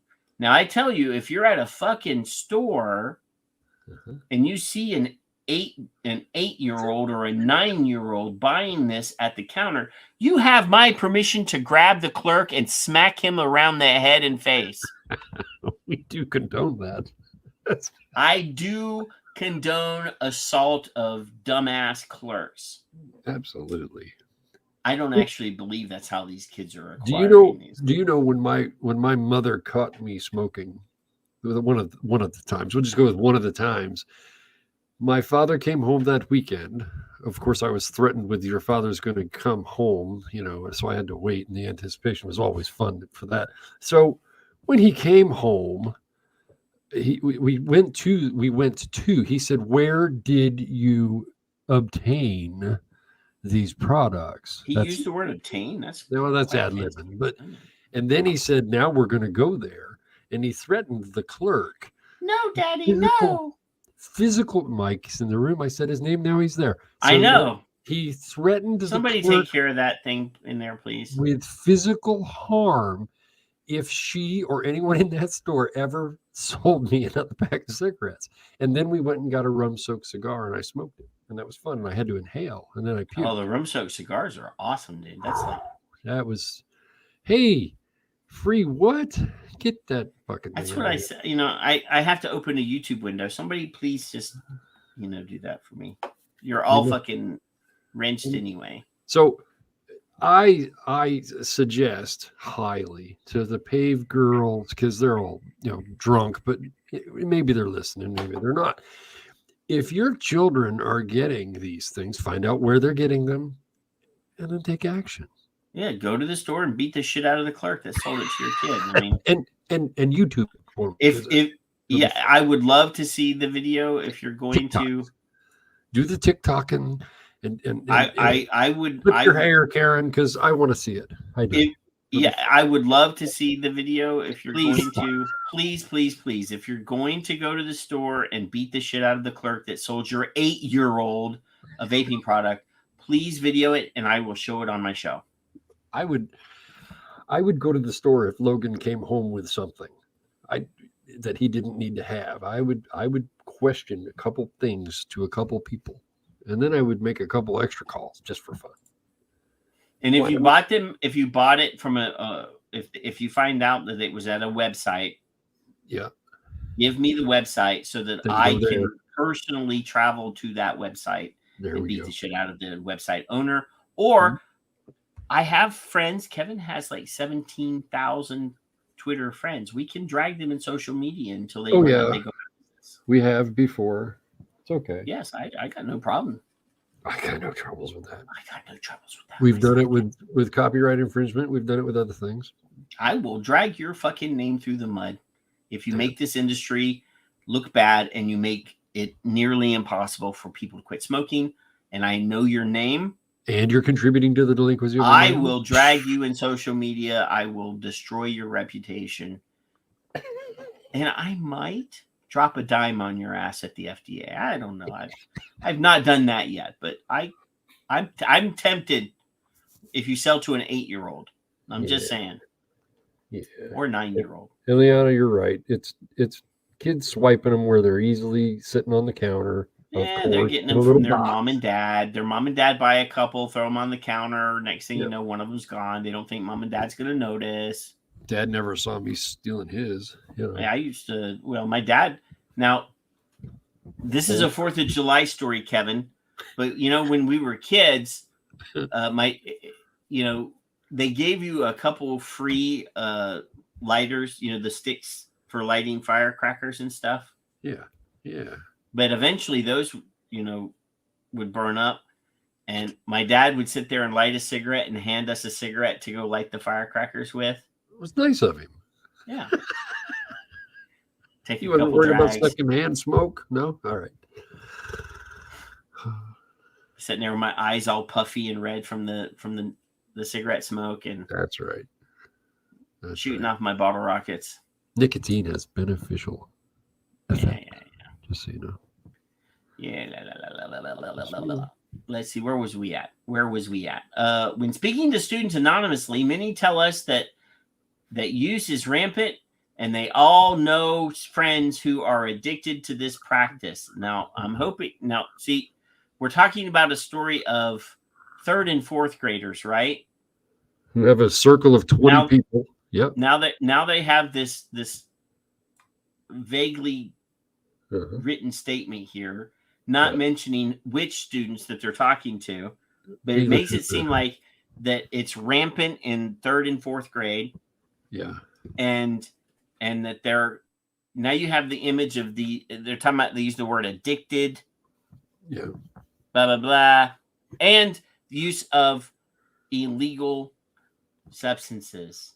And so now you have this image of like third and 4th grade kids, like in a heroin tweaking and like, dude, I need my fix. I need, Yeah, they're in a den. Yeah. So not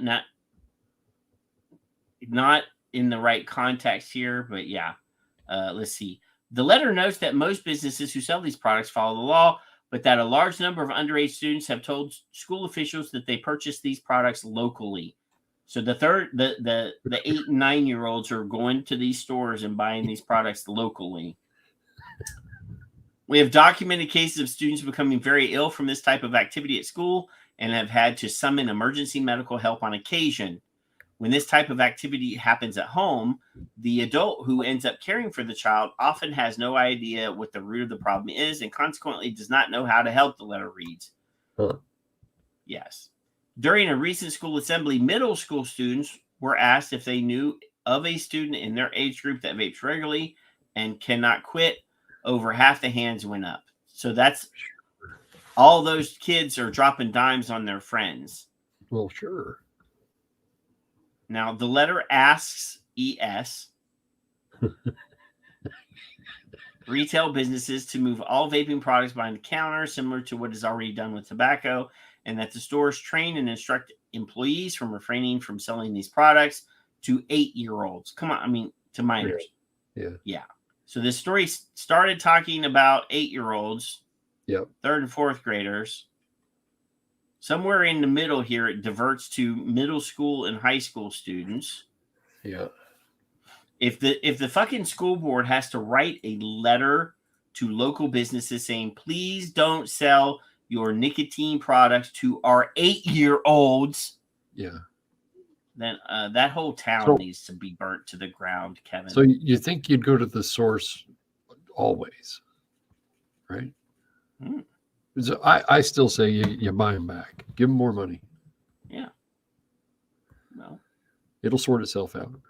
I mean, take the vape away and hand them some condoms. I don't know. I mean, There you go. Good idea. They're going to do something wrong. Let them, See, now Paul has a very, very good point.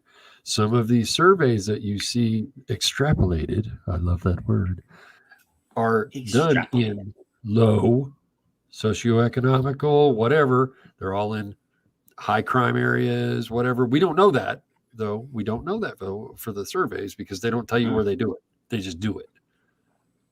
Dave has confirmed. That's another name to come in.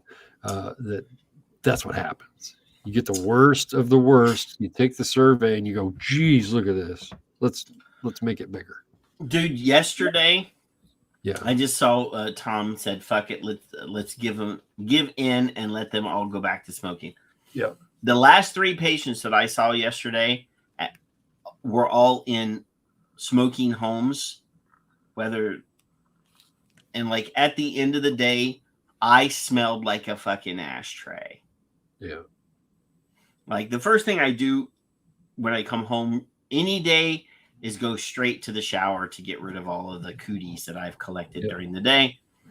But I had to de-smokify myself yesterday. It was awful. My garage smells like that. I don't really mind it, but I notice it. Yeah. So the concerns of the growing popularity of e-cigarettes, Kevin. Let's watch this one. Oh.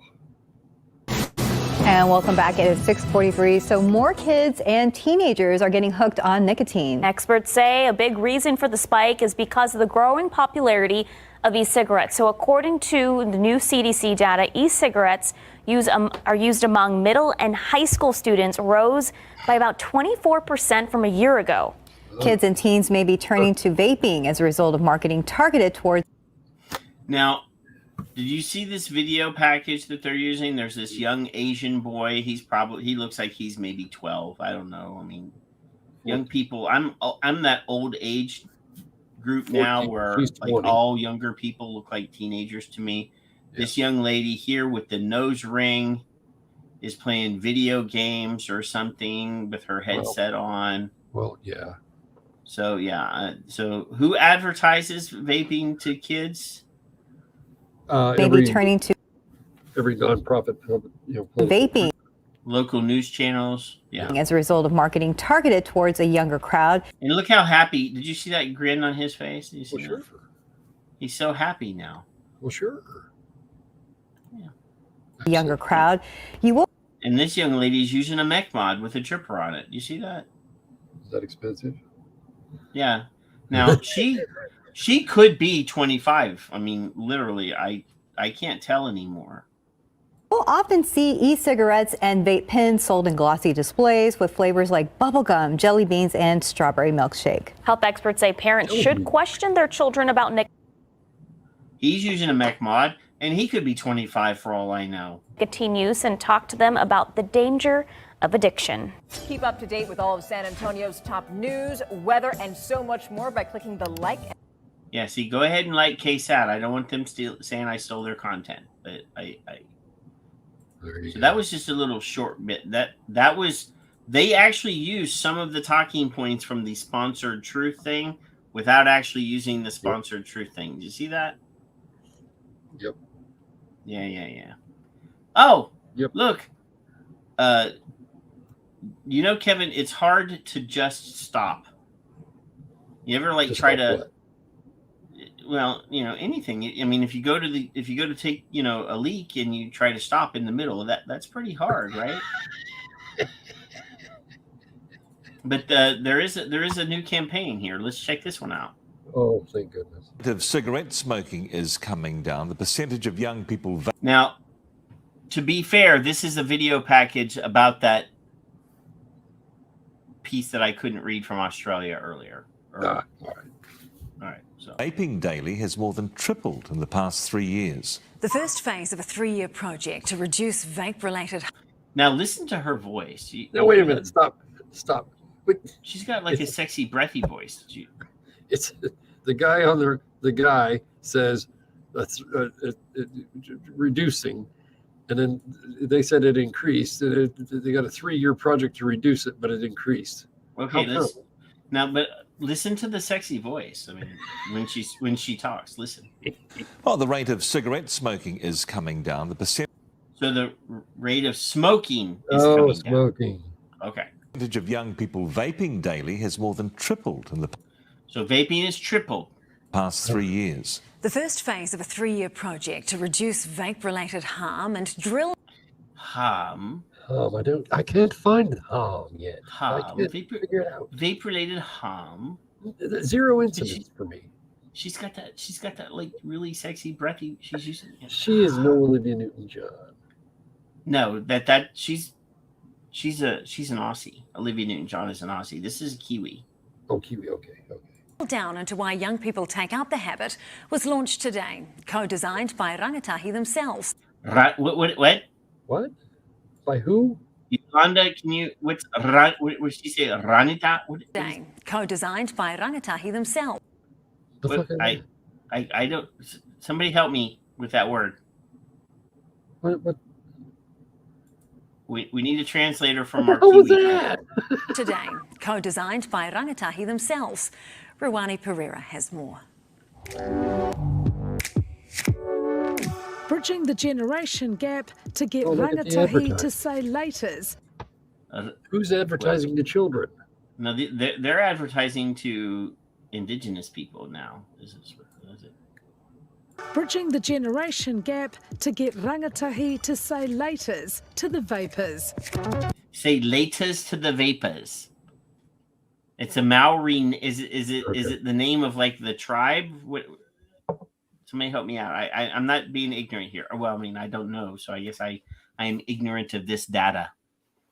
Is that the name of the Indigenous? Is that their name for themselves? I don't know. This is when we need our friend Dr. Glover. They should be doing their chicken dance. I love that.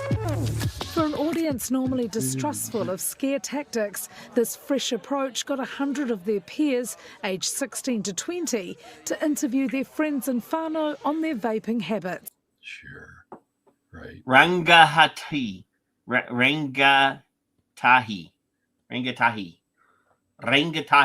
Okay.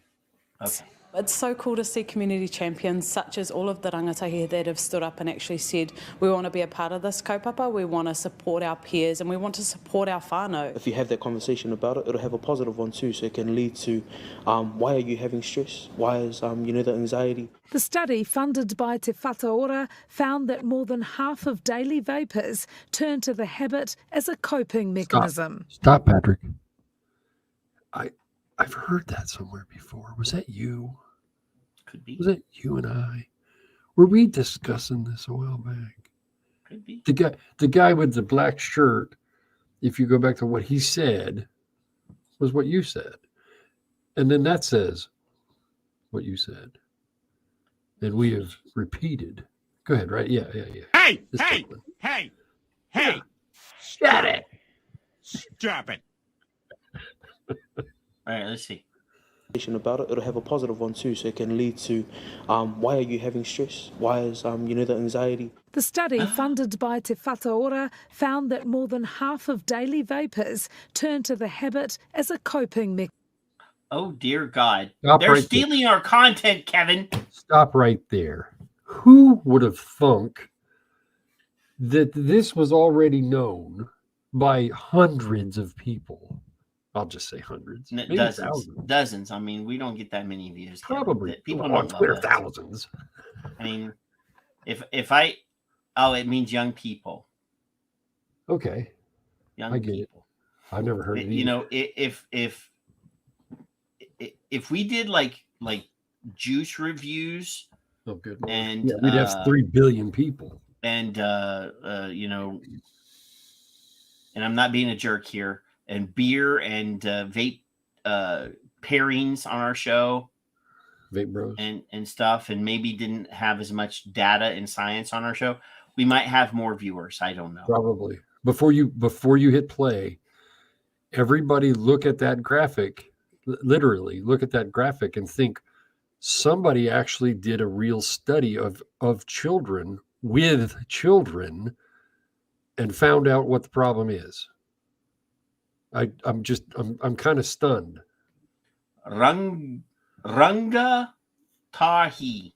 So there may be bad elements of this study I don't know and I didn't see it, but holy shit, look at that. I'm gonna say it American style now. Rungatarhi. Rungatarhi. Rungatarhi. We don't have anywhere near the accent. There's no way. We can't.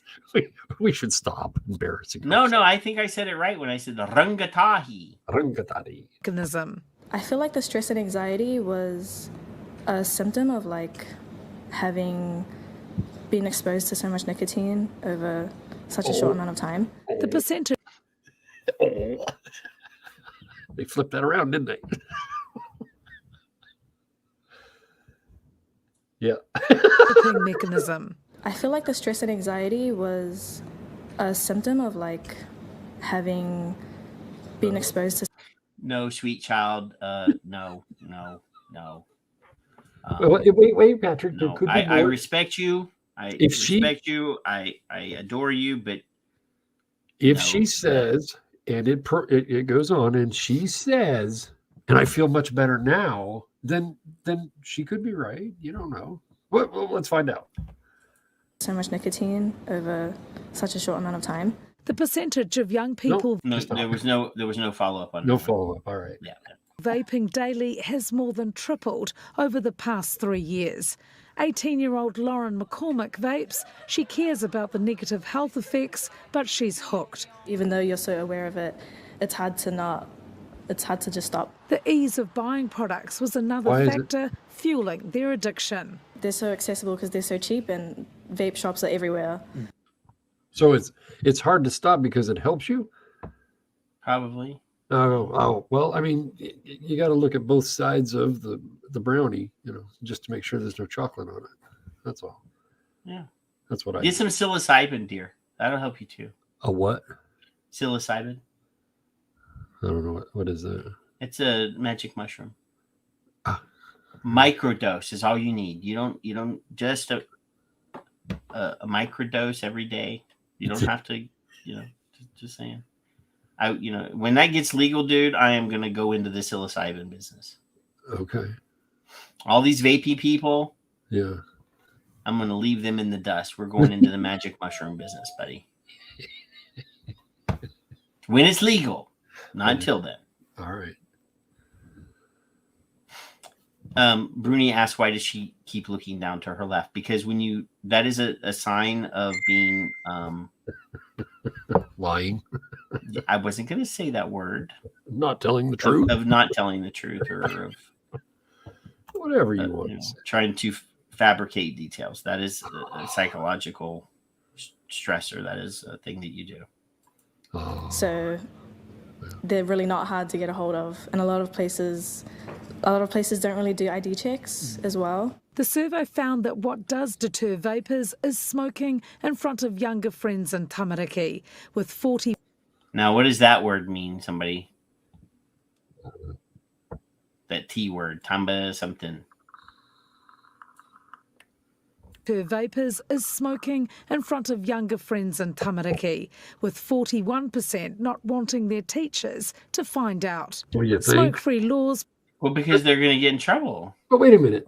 If it's 41% that don't want their teacher to find out, do the rest of them want them to find out? So yeah, the other 60 plus, the other 59% is like, I don't get the fuck with those people.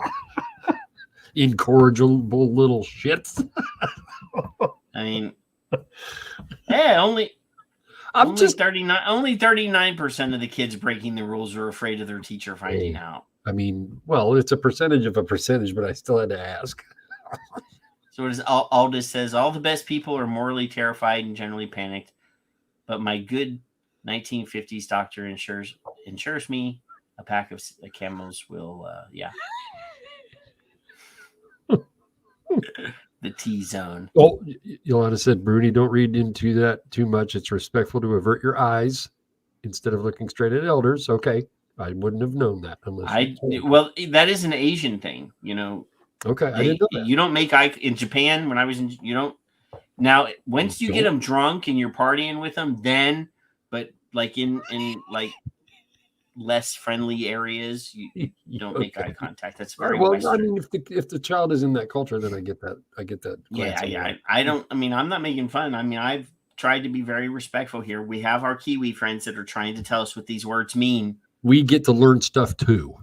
Yeah, we don't have. If Dr. Glover was here, she would know all this shit. She'd be able. Well, to she'd probably smack us for thinking anything else. But well, no, she likes us. She's our friend. Still scared of her. Prohibit vaping in schools and kura, but health advocates say resorting to punishment is not the answer. I think that's the right approach that we should be taking, because a loss of education or access to education has lifelong consequences. So whether you're having a hoon or a schmang, this campaign speaks their language, encouraging young people to kick the vape habit. Rawani Pereira, News Hub. I'm almost okay with this one. I'm almost. Because sometimes I can be. I don't know. I didn't have a problem with this. Tamariki extremely critical, but this one's Maori children. They got a couple points in. They glossed them, but all right. Yeah, my headphones died right in the middle of that. So Tamariki is children. I know I butchered it, but yeah. All right. So culturally, they don't. They respect their elders, along with Japanese. You say by not. No, it's not. It has nothing to do with elders. They don't make eye contact with anyone. Okay. Except for family. Okay. So yeah, if you ever need to go to Japan, Kevin, I know that you're afraid of airplanes because you think you're going to fall out of the sky or something. I'm not afraid of airplanes. I'm afraid of falling out of the sky. Airplanes don't bother me a bit. But yeah, if you ever need to go to Japan, you know, if they don't look at you when you're talking to them, if they kind of look kind of not, not eye to eye, but kind of like that, then, they're not being disrespectful. They're just, sometimes they'll even look down. If you're socially above them. Yeah. Excuse me. Then you see my camera angle. So, this is authoritative and this is just me, just being a guy. So, I've threatened Bruni to go visit him, but it'll take me like 7 months to get there by boat, and also like Alan Beard. And no, I think they should put you on a fucking canoe and make you row it. A canoe. You gotta do it Viking style, bitch. Paul told me that he was going to get me so drunk that I would be happy I was flying. Schmang. I think it was Paul. Schmang. What's that mean? I don't know, but that sounds gross. It sounds dirty. Stop touching my schmang. What is that? Schmang.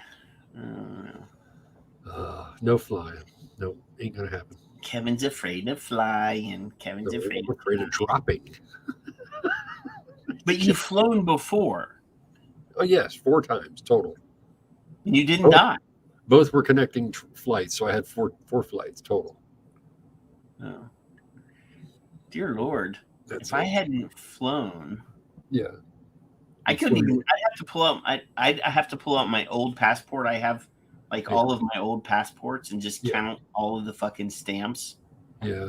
I mean, when I worked for the UN, I never stepped foot in the United States for 5 years. I was gone. And we didn't miss you. You know that, right? No, the country collectively for the country. I'm telling you. TSA will love you. No, don't be putting adult toys in my luggage. I'm not going to fall for that. They're going to ask for that body cavity search. Good night, Liana. What did schlang mean, or whatever she said? What was that?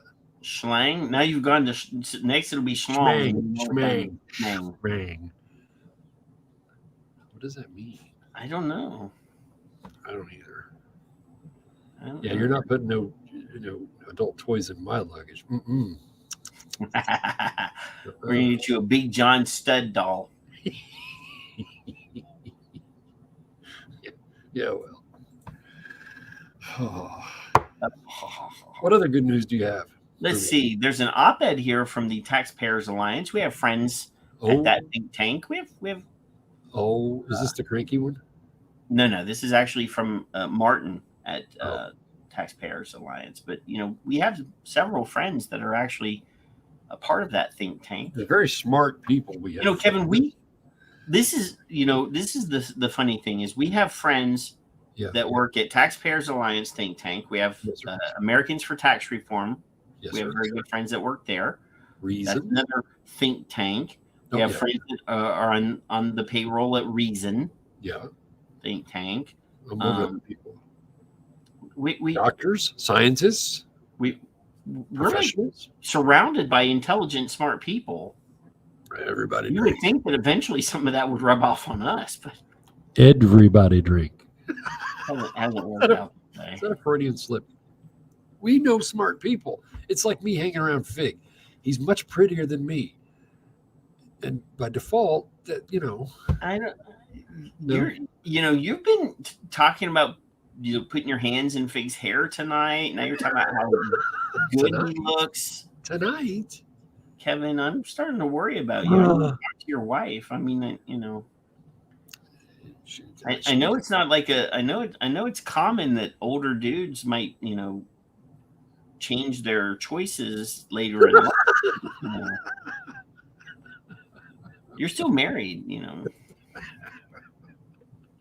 Oh, maybe I should fly. I'm concerned for your wife. Don't be. She's fine. I did do the calm down little person again today with her, though. Oh, you're going to get hurt. She can't reach stuff. I suggest you do it to yours. It's fun. Well, my wife is only 4'9", Kevin. I don't have to do that. It's already done. It's there, Have you not seen pictures of me and my wife standing side by side? I don't believe I have. Oh, dear. I may have. I don't believe I have. She's like this tall. I can pick her up and put her in my pocket and everything. Notice how quiet you get when you say that. Let's see. We have an op-ed here from this is from the same gentleman, Martin from the Taxpayers Alliance. Yeah. And there's the same stock picture of this poor girl with horrible acne and her little jewel pin. Oh. It says here, in September, the U.S. FDA launched a new initiative designed to tackle the growing spread of rumors, misinformation, and disinformation about science, medicine, and the FDA. Yes, and we blasted the shit out of that son of a bitch because he was saying about how he was starting an initiative that Caliph. Anyway, announcing the initiative, Commissioner of the FDA, Dr. Robert Califf, promised to make combating misinformation one of his priorities, describing his move as rumor control. It was primarily aimed at mis and false information about COVID-19 vaccines, but if Califf is serious about responsibly informing the public, the FDA should begin with sanctioning itself and the CDC for helping to spread wild falsehoods about youth vaping. And then there's a UNICEF ad right in the middle. UNICEF. Each year, the CDC and FDA announce results to the National Youth Tobacco Survey, and once again have done so by releasing the latest data in a way to confuse media and the public, deliberately or otherwise, as to the extent of youth use of vaping products. There you go. Of course they did. And we've talked about tobacco control math ad nauseum. In October, the CDC published the 2022 National Youth Tobacco Survey results in a morbidity and mortality weekly report, which found that 9.4% of U.S. middle and high school students reported use of e-cigarettes in the last 30 days. However, the method the CDC employs to communicate the data led many news outlets to publish the articles inaccurately, claiming more than 1 in 4, that's 20% or 25%. I'm going to disagree. 1 in 4 teenagers use electronic cigarettes daily, which is, of course, impossible. I'm going to disagree with this. The American Cancer Society also repeated this false claim. When the Truth has their promoted thing or whatever they call it, sponsored thing, yeah, there's a script.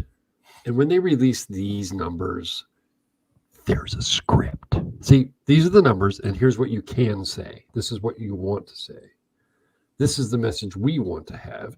This is the misinformation we want to get out correctly, so no one else can do it because that's what we're in charge of, misinformation. That's how this works. Are you crazy? Well, maybe so. Could be. Could be. Does anybody have any drugs? I'm looking to score some drugs. Shrooms. Yeah. The problem is that the CDC splits the frequency of use into proportions of that 9.4%, which we talked about last week on screen. I showed you percentage of percentage. Are you people paying attention? I know these people keep stealing our show, Kevin. Stop doing it. By stating daily use was reported amongst 27.6% of current e-cigarette users without expressing daily use as a fraction of all middle and high school students. The real figure is therefore 2.6% of teenagers, which is 1 in 38, not 1 in 4. It's all in the wording. It's all in the wording. It's all in the way you express that data, the way you throw your stats out there, your percentiles. Adjust your ties, gentlemen.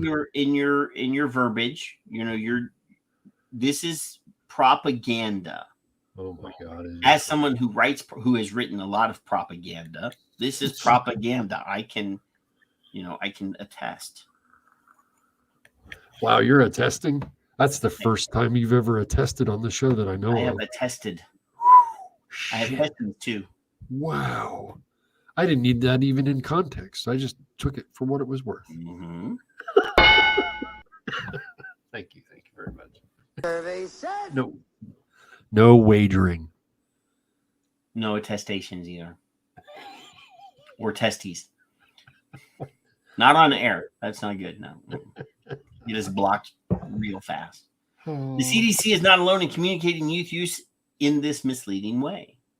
In a toolkit about vaping and e-cigarettes on the FDA's website, a graphic detailing use among youth rounds up the 27.6% and states that 30% of U.S. or 30% use e-cigarettes every day in bold lettering. This is not a singular error. Last year, the same website claimed that about 1 in 4 U.S. youths use e-cigarettes daily on a page detailing the results of the 2021 National Youth Tobacco Survey data, when in reality, the real figure was 3.1%. If Dr. Califf is such a champion of eradicating misinformation, perhaps he should begin by ensuring the data is presented more clearly on his own agency's website. It is abundantly clear that the CDC and FDA are guilty of presenting teen e-cigarette data in a way that is demonstrably misleading to journalists, the public, and ultimately members of state legislatures and Congress itself. Consequently, hundreds of thousands of Americans are being given an entirely false impression of regular youth vaping use, which is in reality at very low levels. No, according to the kids, the 3rd and the 4th graders, Kevin, the 8-year-olders are vaping en masse. At this point, at this juncture, I'll say 10%. I'll just give you 10%. I think that's what it's going to be. The 3rd and 4th graders, Kevin? No, total of underage users. Total 17 and under is probably going to be around 10%, and the smoking rate 20 years from now is going to be approximately globally 5. It's going to be 5.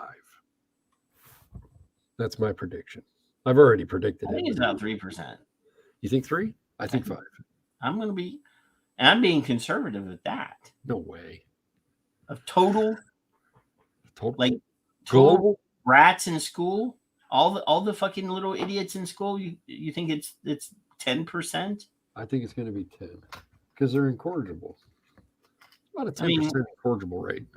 Now, I mean, in the 70s when I was a kid, I would have said much higher number when it comes to smoking because we had permission.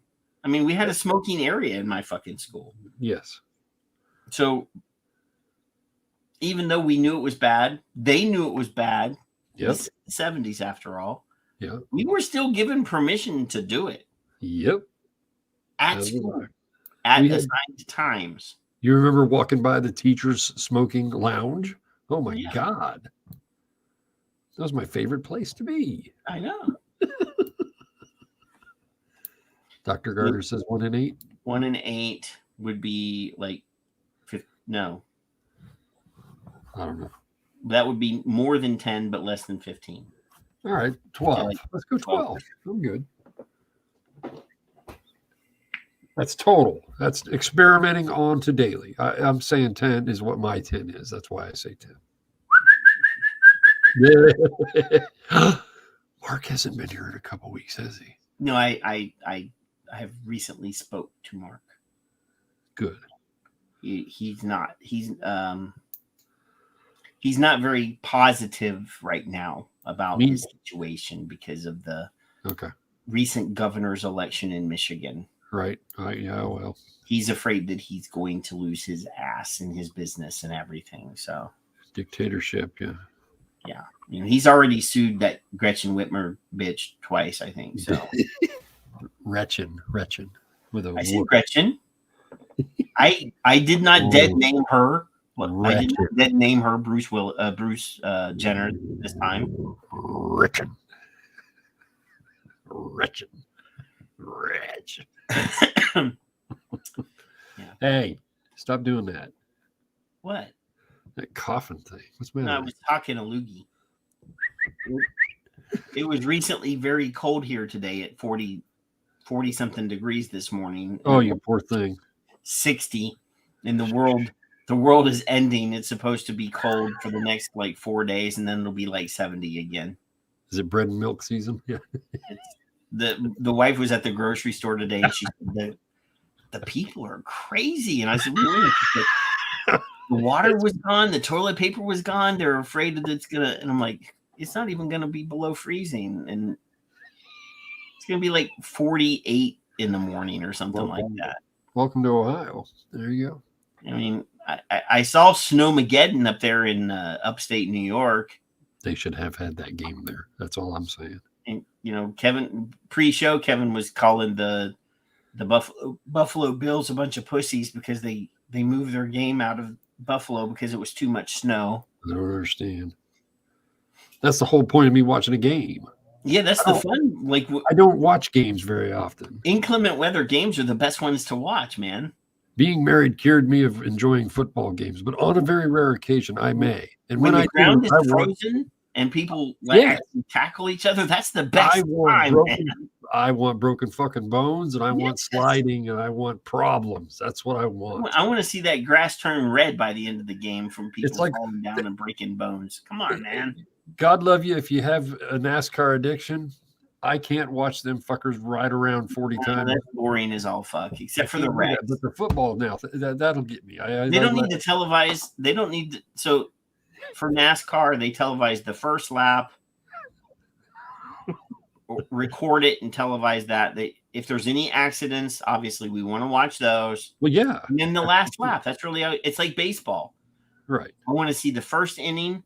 I want to see the 7th inning stretch. The stretch? You like the stretch? Okay. That's really the only part of baseball that's worth watching. But football is exciting all the way through if it's a good game.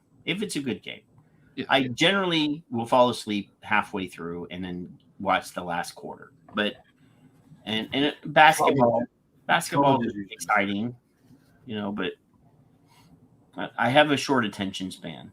So college football is more fun to watch because it is, but they don't hit nearly as hard. No, but they have heart. They play better. They play way better. All these pros are just trying not to get hurt. Well, they're trying to get paid, my friend. The college kids are trying to get that paycheck. So there you go. And that's the heart. That's why. No, it's not about passion, dude. It's not about enjoyment. It's about doing as good as they can to get seen by a scout so they can get a fucking paycheck. That's all that. Because they didn't study in school, so they can't. Well, no, they're vaping, probably. Well, they would be able to focus if they were vaping. Well, or using psilocybin. I mean, just saying. Okay, let's see. Let's keep going here. It's abundantly clear that the CDC and FDA are guilty of presenting teen e-cigarette use data in a way that is demonstrably misleading to. I already read this. Consequently, hundreds of thousands of Americans are being given an entirely false impression of regular youth vaping use, which is in reality at a very low levels. This follows on from an astonishing CDC Zoom event in October, which was more a form of collective activism, with the CDC working in partnership with anti-vaping groups to perpetuate the falsehood that there being an epidemic of youth vaping in the media rather than an exercise in information sharing and impartial analysis. That's also very accurate. It would also help the public get a better overall picture of youth smoking rates were available for comparison. But the CDC has not released this information. Moreover, the CDC and the FDA make no effort to distinguish what proportion of youths currently use e-cigarettes, formerly smoked, or currently still do. Wankers, according to Tom. This would add a completely different dynamic to the data, as their use of safer nicotine alternatives is a positive development for public health rather than a negative. In the UK, only 0.5% of 11 to 17-year-olds who regularly vape were not former smokers. It is likely to be similar in the United States. It is incumbent on public health agencies in the United States to accurately inform the public on survey data, yet they are distinctly failing to do so with youth vaping. Instead, we are seeing messaging from CDC and FDA, which seems almost deliberately designed to mislead. It is true that misinformation and misrepresentation of science is rife in many areas. Sadly, the main perpetuators of misleading data in tobacco and nicotine policy are government agencies themselves. The FDA and CDC cannot lecture others on fake news and misinformation when their own communication seems ideologically driven rather than adhering to objective evidence. And Kevin went away. Right at the end of that sentence. My earbuds died. It only had 40% when I started, so I did have them charged, but apparently they didn't get a full charge. But Kevin left. I'm going to remove him. Now I'll put him back. Let's remove this, though. So, Kevin, how are you doing now? Are you riled up? Are you ready? Are you ready to go? I'm just fine. I don't know. Are you? What? I was just refreshing my caffeine. Oh, gotta have that. I linked Nanny Free State at Nanny Free State Twitter. Mr. Culp, he's under a different name as well. I forget what it is, and some of you guys probably know, but somebody to, and you should, it's up to you, follow, because he just tells it like it is. He doesn't fuck around.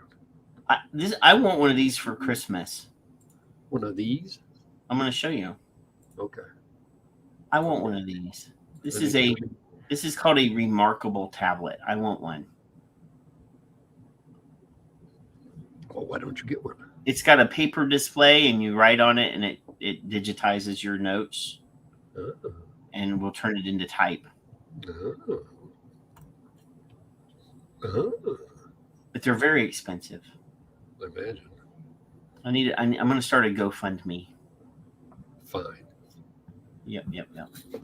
So you see all these people on Twitter today, they're all pissed off that Elon is doing, Elon, he's doing what he's going to do. Doing Elon stuff. and look at that toe. The hell is that? That's a toe. Somebody stubbed their toe getting off of Twitter? What? Ooh, look at that. Hello. That's Aldous. Aldous fault is that's why that's showing. There's some Brian Foytik. Oh, our friend from Reason is actually. I like that. Showing a weird looking cat that's got weird colors all over its face. Yeah. We've talked about cats. Cats are crazy. So, I know what Elon actually put a poll up on Twitter earlier. Since y'all brought fucking Twitter up and you brought Elon, so let's look at Elon real quick. The poll? Yeah, he put a poll up on the Twitters. He's trolling that politician. I can't remember her damn name. He's trolling lots of people. He's pissing lots of people off. That's why I like him, because he's like me. He will piss people off just to piss people off. Whoever it was said something about him about Twitter having a great place He put up this poll. He put up this poll about should he reinstate former President Trump's Twitter. 5,639,937 votes. 54.8% are like, sure, let him have his Twitter back. And it has 80,000 comments. Oh my God, that's funny. 80 and 9. Look at the retweets. 90,000 retweets. This is literally one of two things. Retweet, you fuckers better vote no. Retweet, you fuckers better vote yes. So, Vox this is voice of the people, voice of God. Is what he replied here. Oh my goodness. That's funny. Trump, so just looking at this, if Trump loses this poll, he's gonna say it was rigged. The chick from Arizona that lost. Remember, this is the best we got. You got this dumbass, and you got this dumbass. Which one do you want? Oh, this is great. So somebody said, "Will you let that evil redheaded bitch back on? We might as well let Trump back on too." What's her name? Kathy Griffin. Yeah. Joan Rivers said it best. All these spineless people that are not willing to. I don't like Trump. I am not a Trumpster. You guys know I fucking hate that guy. But the fact that they're blocking his tweets. Yeah. This is a sign of the weakness and the cowardice of our society, that people cannot tolerate somebody in their space. I tolerate you. I tolerate you. Somebody that they can fucking ignore, Kevin. This is the thing. If Trump gets back on Twitter, you don't have to follow him. You don't have to read his tweets. See, that's the thing, though. They do. The people that don't like him probably follow him more than the people that don't. You can literally ignore him. That's not how it works, Patrick. I don't look at Biden's tweets. I don't either. I didn't look at Trump's. I never looked at Trump's tweets either. Unless they were funny. Unless somebody retweeted them and I laughed about it. Yeah, the vaping and the funny. Yeah. It's like Rob Reiner. Exactly. I don't follow him, but I see his fucking tweets all over the place, and I would love to stab that guy in the eye.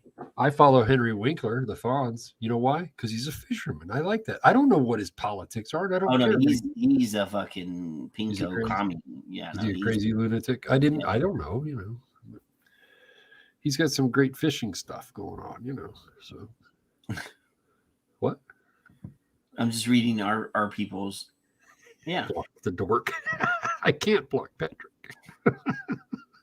They will find you. Yeah, people are like, oh, and today they announced a special investigator into Trump. Oh, good. What do they call that? A independent investigator or whatever. Thank goodness. Ken Starr. What? It's not Ken Starr, but like Ken Starr. That's a blast from the past. I know, right? Because those always work out. No, Mueller wasn't able to do anything. How's Oliver North doing? How's his life? Yeah. I mean, obviously, I hate to tell people this. I keep seeing people on the internet be like, "Oh, Trump needs to be in jail. He should be serving prison time." Blah blah blah. If he had done something that they could fucking prosecute him for, they'd have already done it. They would have done it. He'd already be in jail. If they had found smoking gun evidence of if he was supplying kids with vape documents at Mar-a-Lago, the FBI would have carried him out in cuffs. If he was giving kids vape products, he would be in jail. No, he might get away from that one, but maybe. But yes, I hate to piss people off, but if they had found, the FBI would have done their job. If they came to my house and exercised a search warrant to find top secret documents, and they found them, and I was here, I would be in cuffs. There you go. That's how it works. And you should invoke your Fifth Amendment. Search warrant and find incriminating evidence. Invoke your Fifth Amendment immediately. Use that Fifth Amendment. Oh, I'm gonna keep my mouth shut, dude. Shut the fuck up. I'm not gonna tell them where the top secret documents are. Ed's got them. Some guy named Ed. He's got them. That's where they went. I'm just saying, if they had something to convict him on, he would have been already arrested, and he would already have been arraigned and already, be in jail or out on bail. Fishing, Yolanda. Henry Winkler. Fishing. Trout fishing, mostly. Pretty proud. My favorite fish is a steelhead trout, man. That's my favorite. I like trout. I'm a trout liker. I'm not a rainbow trout guy. I'm a steelhead trout, though. That's good shit right there. Well, fishing's fishing. It don't matter. But yeah, there's certain, can't stand catfish. I liked it as a kid. I can't stand it now. I mean, amberjack is still good. And, obviously, since I live on the Gulf of Mexico, we have to have redfish because they're yummy. But never had it. You've never had? Oh. No, sir. Pretty sheltered life, Patrick, really. Well, I know because you're, stupid. But I was and busy smoking all those years. That's what I used to do. Yeah. So the way I see this is with Janice as an example, I will take a bite of whatever I'm eating and I'll say, man, this is good. And she'll say, no, it's not. And I'll say, to you, it's not. To me, it is. You're an individual. Think for yourself. And shut the fuck up. There you go. That's all. That's what it is. But yes, I've seen people tweeting all day today that Twitter is dying. That even Stephen King tweeted today, Twitter is not dying. He's going to be paying that $8 too. I mean, that he's like this is the reason why I no longer respect him. Because he doesn't respect the interaction that he receives on Twitter with his fans. Right. And he said, Twitter should be paying me. Oh yeah, that'll work out for you. How's it going so far? That's like those, like you should be paying me. Like the whole point of a celebrity using Twitter is so that you can interact with your fans. Now, as a blue check mark, there's a box that you can click on in your settings that will only show you other blue check marks.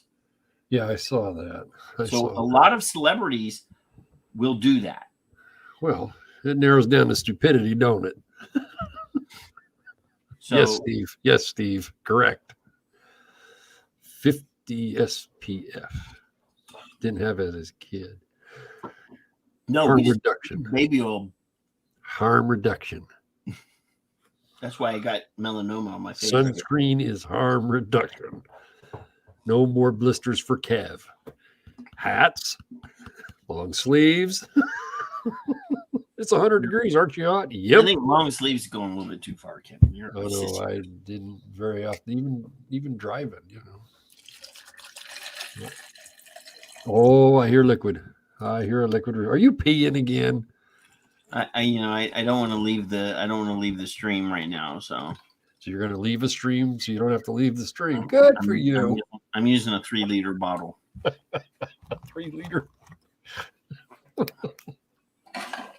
And I got a adult brief on for the other part.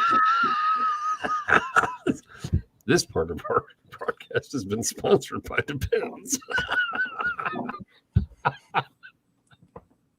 Oh my goodness. I'm just looking at my Twitter feed while we're shooting the shit because we've done all the articles now. Is it blowing up? Is it? I'm just scrolling through, looking at some of the things, going, I've got some interesting friends. Yes, of course. I'm like, how did this end up on my feed? And why are these? I get it. You see this kid right here, where his eye line is. Sure, I understand. You see that grin on his face? I'm surprised he doesn't have a vape in his hand. And I'm like, why? This is from 19. This was the year I was born. 72. Good Lord. That's one of the Hammer horror film starlets right there. Okay. Yeah, Twitter is its own world and animal. That's all I know. Bad boys. Brazilian prisoner spends 5 years digging a tunnel that ends up in the guard room. Former tobacco control expert. Keep trying. Oh, wow. That's good. So I'm just, I don't see no retweets for me. None. What is that? That's Rudy Sarzo. He's was in a bunch of, he was in Deep Purple and a bunch of different bands. Wow. Look at that. Rudy. He's got your hairstyle, dude. Ooh, look. I didn't even recognize it. That's gross, dude. Mutant deer. And some sort of weird fungus on a... Well, Photoshop. Who knows? Hey, there's Kevin right there. There I am. That's pretty cool. Heartwarming. Oh. Gloria Graham.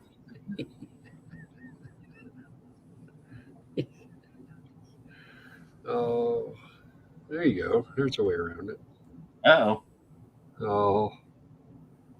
Eye-opening photos of America's 1970s hippie communes. Don't click on that. We're going to see pictures of Ed. Oh, look, there's the orangutan in chief right there. I'll tell you what. If a tweet or a photo of Trump can piss you off, you need to calm down. Did you see me smile? Look at this dumbass. Y'all quit retweeting this dumbass. He still hasn't answered my question, so there you go. That was from 4 months ago. I think that's the last tweet I ever did with him. So just for that, just because you guys are Kevin doesn't have anything else to talk about and stuff, I'm gonna let me show you something that'll make you laugh and get you ready. Hey, Kamala, heels in the air, Harris. What do you think, you were a tough girl getting off with your fucking Timbs yesterday, looking like a boss? That's the only fucking thing you're good at, huh? You were so power hungry, that's how you worked your way to the top. Now all you are for is taking away our police, taking away the peace and justice. That's all you want. You want violence in the streets. Us women in the suburbs, even us women in the city. You think we're gonna vote for you November 3rd? Let me tell you something, Kamala. Tie up your fucking Timbs, put your big girl panties on, and be prepared to fucking lose November 3rd. Cause we the people are coming out strong for our president. Trump 2020, motherfucker. Fuck out of here. The Harris administration. Please, bitch. Because that could be any of my aunts. that aged really well. I love that accent. She's a dumbass, but I love the accent. Last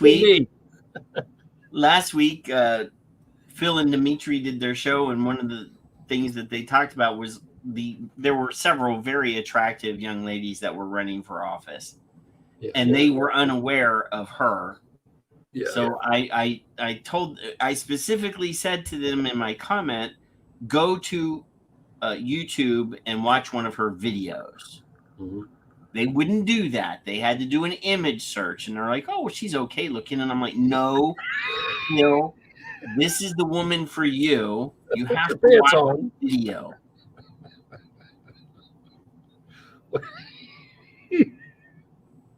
Oh, you picked her for Phil. You think Phil would like that? Oh no, he loves her. Like after he watched. Oh, he's okay. Video, All right. Like, but I'm like, I wanted them to play that on their show, and they wouldn't. Right. Oh, poor Phil. Hey, speaking of Phil, and Demi right there. Demi. Well, Demi doesn't. That reminds me of Demi Moore, and I can't do that. No, he's Demetrius. Yeah. Dimitri. There's no S.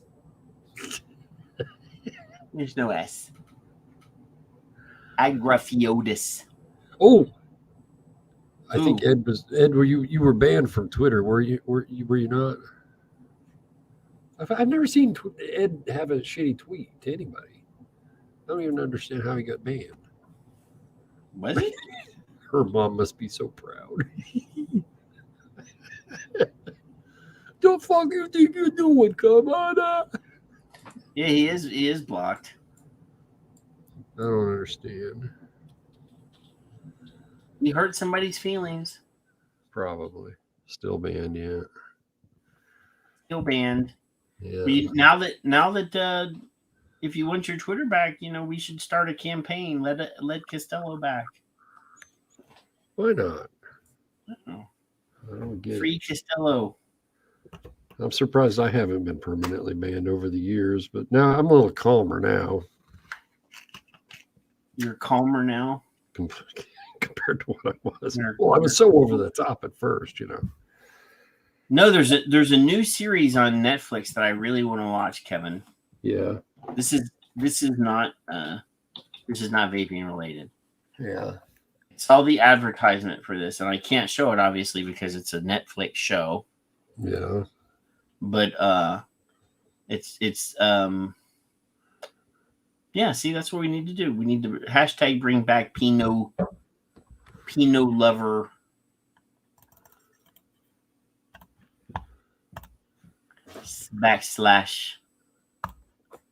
/ Ed or Costello. What's the name of this show? I have to open my Netflix.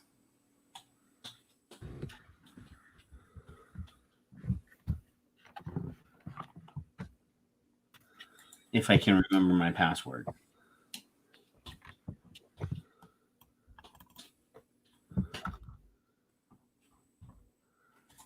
I may not remember my password. What's his name? Elon. I'll ask Elon for you. Yeah, if they'll let the orangutan back, they should let him back too. Yeah, here it is. 1899 is the name of this show. 1899. It's called 1899, and the premise of the show. Now, let me see if you remember if this sounds recognizable to you. All right.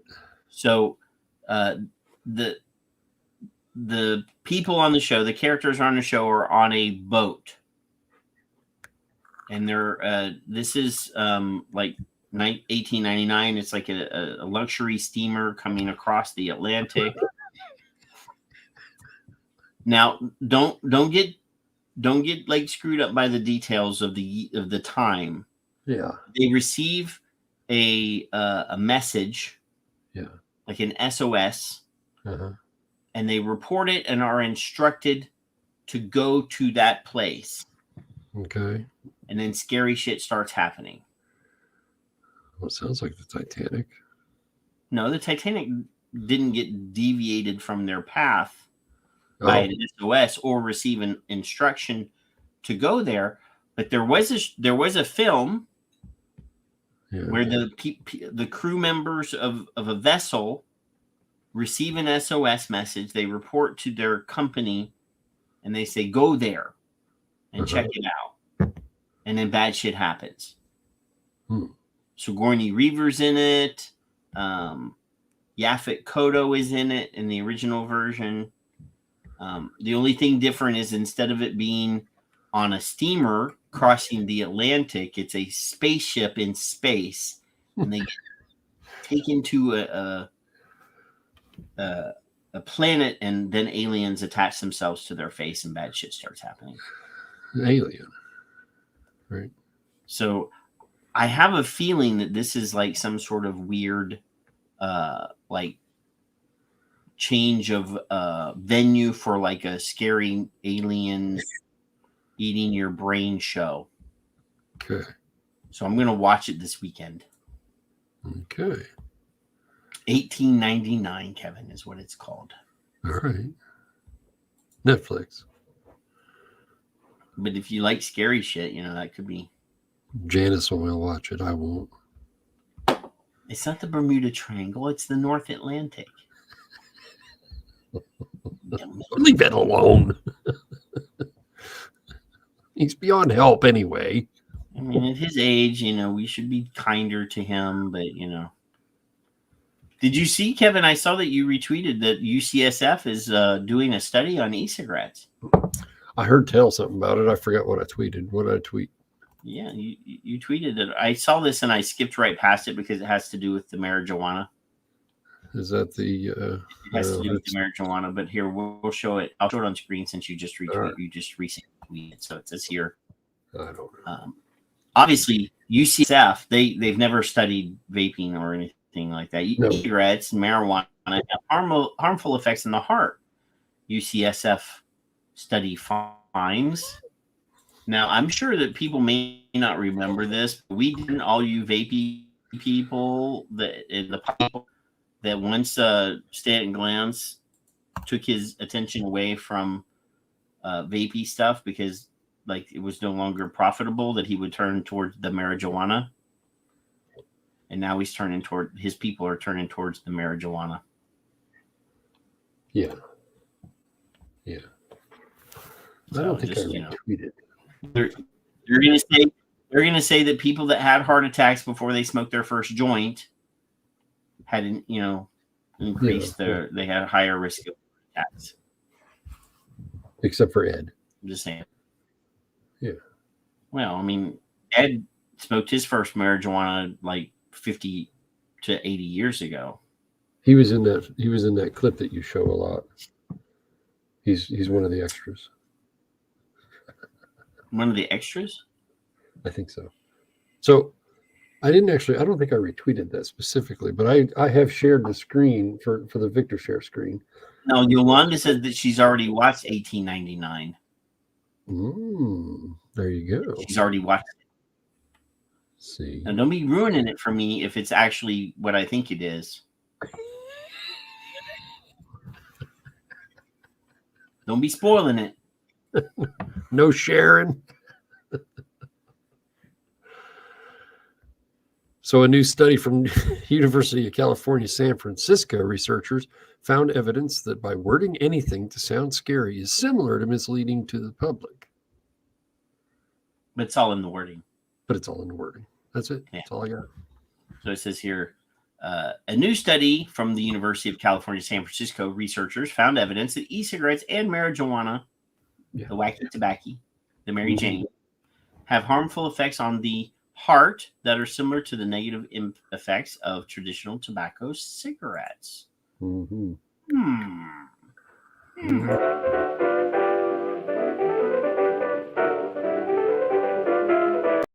That's my jam.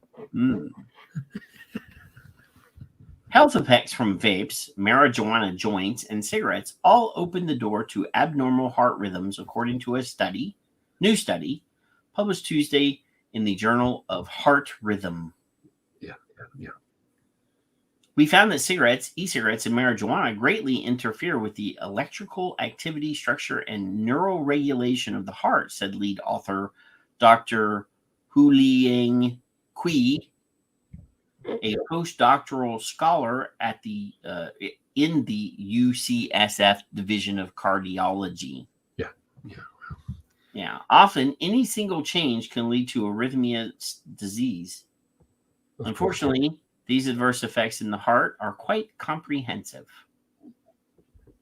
So people that nicotine vape never smoked a cigarette, Kevin, and never damaged their heart or anything with regular cigarettes. Yeah. And people that smoke pot probably never smoked a cigarette ever either. No. Or a blunt. No.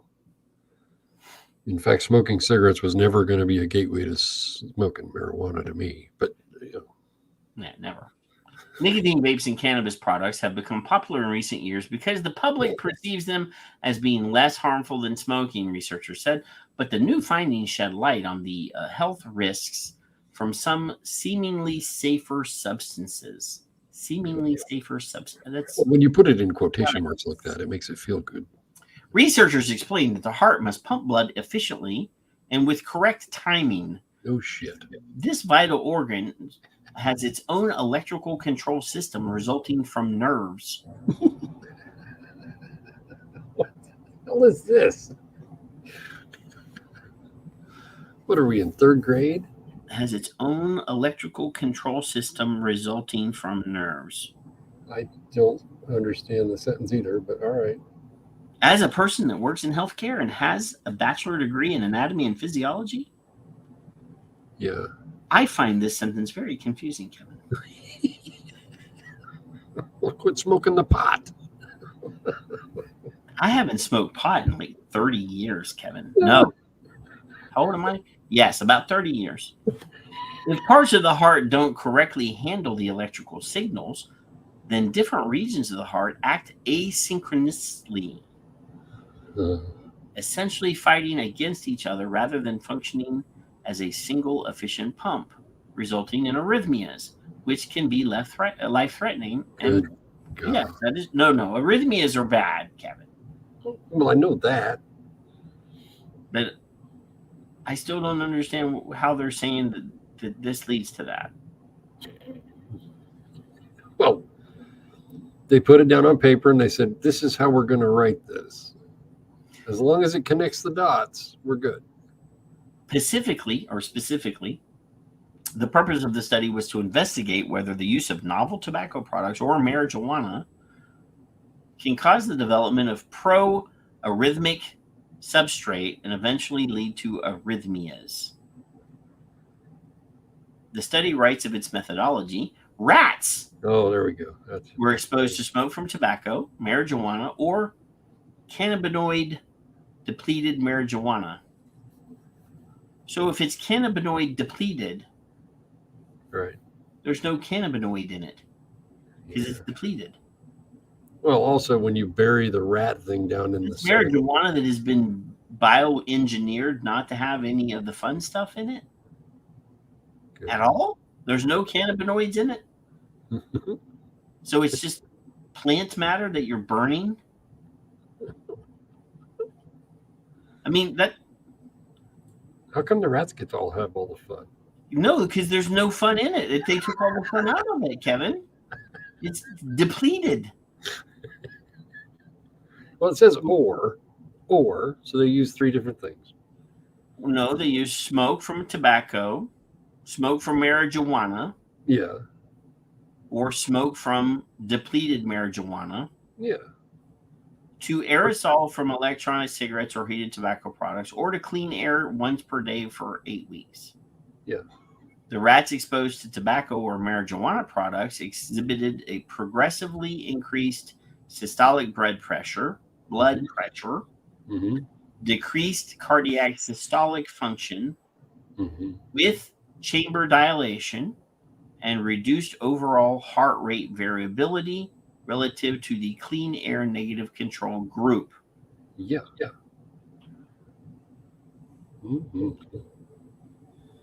So the rats that were exposed to tobacco or marijuana products. Oh, okay. They got both. Okay. I thought it was just smoke. Yeah. It is notable that all of these all these tobacco and marijuana products had such similar effects. And what's really striking is that this was caused by a single realistic smoking / vaping session per day. Uh-huh. So they didn't say how long that was. Once a day for 8 weeks. That's all they said. It didn't say how long that once a day was, though. It could have been 24 hours. Yeah. Once a day for 24 hours. Wait a minute, the tail's coming out again. Okay, all right, there we go. It's notable that all of the... Oh, I already read that. Blah, blah, blah. The bottom line is that e-cigarette, IQOS, and marijuana cigarettes still involve many of the potential harmful effects of smoking tobacco. None of these products should be assumed to be a harmless replacement for smoking. Well, nothing just keep other smoking. than cold turkey is a harmless replacement for smoking. Yeah. Yeah. Why are you constantly bringing bad news, Kevin? You know, I would question that going cold turkey is harmless. Not for some people. No, that's true. Because you're right. What's that going to bring you? Well, I had a friend that had a stroke. When I had a friend though that was like a 12-pack a day Mountain Dew drinker. Yeah. And the doctor told her that she needed to stop. Yeah. So she did. She stopped cold turkey. She had a stroke the next day. I believe you. I understand. I am not joking. That's what I mean. She had a fucking stroke the next day. Yeah. That's what I mean by her body didn't. I mean, it was shocking to her body. Well, yeah. To no longer have this massive amount of caffeine. Right. Yeah, that's not good. Let's look at this. This is from Jonathan Folds. Bastard's got a good question. Where did they find the clean air for the control group? Not in California. They imported it from Wyoming. This is Jonathan Folds. He and I don't always see eye to eye, and we've had some words on Twitter. But anyway, for all those claiming that nicotine harms cognitive ability and attention, a cigarette-like dose of nicotine has a similar enhancing effect to a cup of coffee and a similar temporary impairment on abstinence for regular users. Why is nobody claiming that caffeine impairs thinking? See my earlier graphic from Mr. Cullip. Yeah, exactly. Because it's a multi-billion-dollar global lie. That's why. And then Patricia, I've met her. She's awesome. Yeah. Her and Brittany, I met both of them. Both of them highly intelligent young ladies. All I know is there's an awful lot of bullshit and there's very, very little truth running around. Do they still have this? What? Light Bright. Light Bright? Yeah, they still got them. They still have those? Yeah. Ain't the same. I want one. Why? I love Light Bright because I love Light Bright. That's why. That's why. Why are you giving me trouble? Me? Yeah. I wouldn't give you any trouble. You constantly give me trouble. Constantly. You have my notice. I got 4 years. Oh, you know what, Kevin? Here, I found video. Somebody has already sent me video. All right. Per my request earlier. All right. So let me present this so that I can share this with audio. Yeah. Let me make sure I got my audio turned on. This is, I said I want video of you beating the shit out of the clerks that are selling the vape products to the 8-year-olds. So here we go. Yeah. Oh boy, here we go.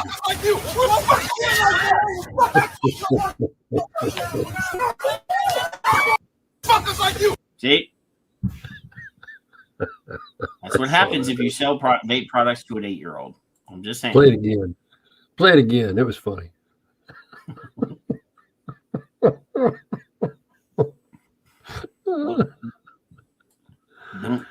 don't make me have a good time again, Kevin, because I will indeed share that, because this is what happens if you sell vape products to an 8-year-old. This is what's going to happen. Fuckers like you! We'll fuck you in like that! Fuck that culture!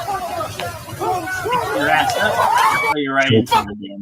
We'll fuck you in like that! Fuck that culture! Don't mess with the big fat guy, because he's going to throw your ass into the pond. I'm not quite sure what could have started that, but I'm pretty happy with the outcome.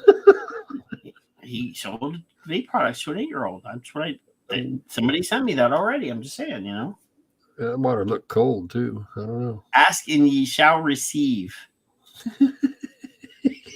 Thank you. Whoever that was, thank you. That's pretty good. I saw it today. I watched it like 4 times because it was funny.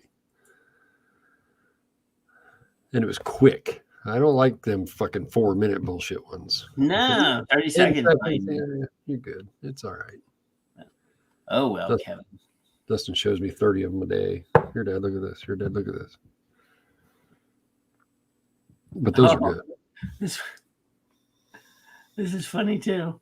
All right, I'm ready. This is an oldie but a goodie. Kevin is probably old enough to remember this. So there was a thing before there was a thing called global warming. There was a thing called global cooling. Ed told me about it when I was a kid. And they were threatening a new ice age, because Ed remembered the first one. Yeah. But this is Leonard Nimoy talking about the coming ice age. At least 8 times in the past million years, it has advanced and retreated with clockwork regularity. If we are unprepared for the next advance, the result could be hunger and death on a scale unprecedented in all of history. What scientists are telling us now is that the threat of an ice age is not as remote as they once thought. During the lifetime of our grandchildren, Arctic cold and perpetual snow could turn most of the inhabitable portions of our planet into a polar desert. A polar desert, Kevin. That's right. That's what I'm hoping for. That's Spock, man. Spock doesn't lie. And we could really see them clouds then, couldn't we? If it's cold out, yeah. So, are we anyway. Are we going to be here next Friday after Thanksgiving festivity? I think so. Okay. I didn't know. I think so. I couldn't remember if we did that. I don't have any plans on skipping town or anything unless something crazy happens. I have to. It's a regular day for me. Not Thanksgiving. The day after Thanksgiving is a regular day. Yeah. I actually am taking Thanksgiving Day off. I've got a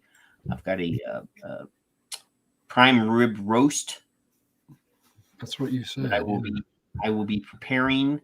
I may go and buy a pork belly. Yeah. And I'm going to have baked beans. Yeah. And sweet potatoes. I like sweet Good idea. And Ed's with us again. He says, light bright. Apple pie. You got him all excited. Or pecan pie. Janice and I, for the first time ever, instead of the whole turkey thing, she said, let's just do a breast this time. It probably would be easier. We've never done that. I did that one year, but, for us, what enough? Prime rib roast is way better. Yeah. No, I agree. But she just thought, well, let's try this first. We had pizza one year. We ordered pizza. That was it. I did barbecue ribs last year. And, of course, pie. Yes, pie. Oh yeah, you gotta have pie. I got Logan going, pie. Are you some sort of heathen to know pie? Hey, I used that word this afternoon. Disrespectful, like un-American person, no pie? No, he said I don't do pumpkin pie though. Why? I just don't. It's like too basic. That's like basic bitch, pumpkin spice. That's no. I'm gonna do the Dutch apple pie with the crispy top. Yeah. Yep. You're gonna slice it and you put it in your vessel and you throw it in the microwave for about 35 seconds. Yeah.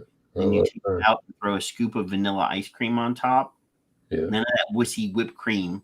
Well, Janice got 4 cans of that shit, so I know we're getting pie. And she got the Cool Whip. The Cool Whip is what the kids used to call it. Q-Quip. What are you saying? Quip?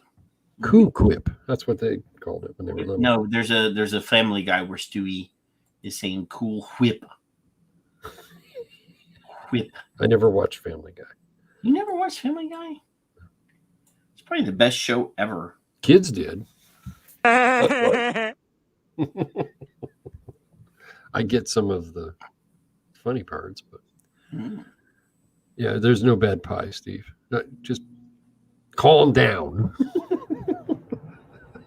It's all good. Specifically chocolate pie. Chocolate pecan pie.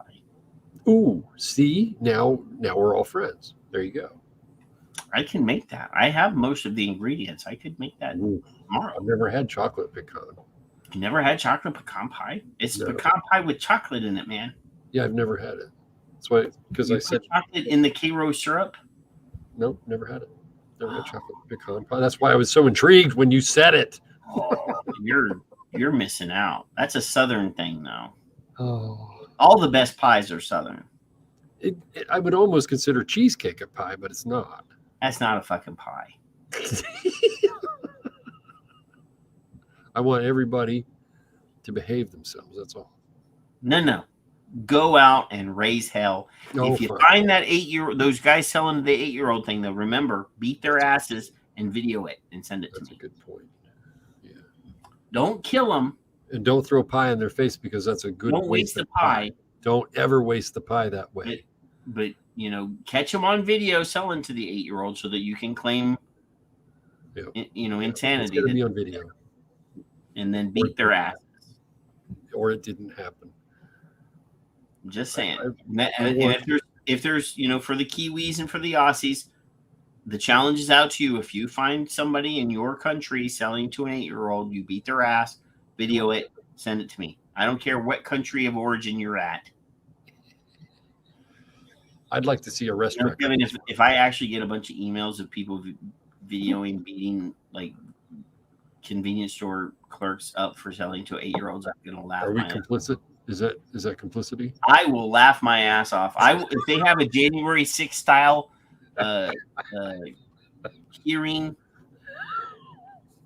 because I incited somebody to go out and beat up people for selling tobacco products to an 8-year-old. No wagering. I will stand in front of Congress and say, yes, there's video evidence that I incited that. And this chucklehead said it and too. Damn it, I'm proud of my chuckleheads for going up and beating up people for selling tobacco products to 8-year-olds. You fuckers wouldn't do it. Some of our friends are quite crazy. I think Steve would be the guy. There you go. I think Steve would be the guy to go out and beat the shit out of somebody for selling nicotine products to an 8-year-old. I'd be if I had a shop, I'd be tossing kids just out the door. It won't be a vape shop. It'll be it'll be a C-store. It'll be a C-store clerk, and locally operated by one of those like independent discount tobacco sellers. It'll be one of those people. Operated by somebody's kid's brother. Yeah. And some high school kid will be, it'd be cool to sell this kid. Here you go, little buddy. Beat his ass.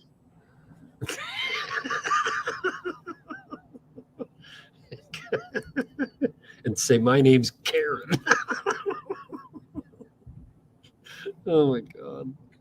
We'll see the video on the news. It's convenience store clerk gets beaten for selling nicotine vape product to 8-year-old child. Buy a GoPro and go do your thing. That's what I want. That is your homework. We're requesting. We're requesting. Do your homework. That's the new TikTok challenge. Let's recruit all these damn TikTokers. Calling all Karens. I'm amazed. I really am amazed, dumbfounded, beside myself that not one Karen has taken a step like my father did to go in and confront those people who are selling to those kids. I'm really, really confused as to why they haven't. Okay, Kevin and viewers, I challenge you to go to Twitter and follow, or not follow, but go to this motherfucker's profile. Robert Reich, he's a Berkeley professor. He's a communist. All of his tweets are about rich people making money, like shaming rich people for making money. How dare they? That's what I did. Now you got me looking. Go read this, and I challenge you not to want to smack this guy upside the head. Now, I will not suggest that you do that. I'm just saying you will want to, but don't do it. Right. And definitely don't go to his house at 3:00 in the morning and strip down naked and break into his house with a hammer and try to hit him in the head. Don't do that either. Right. There we go.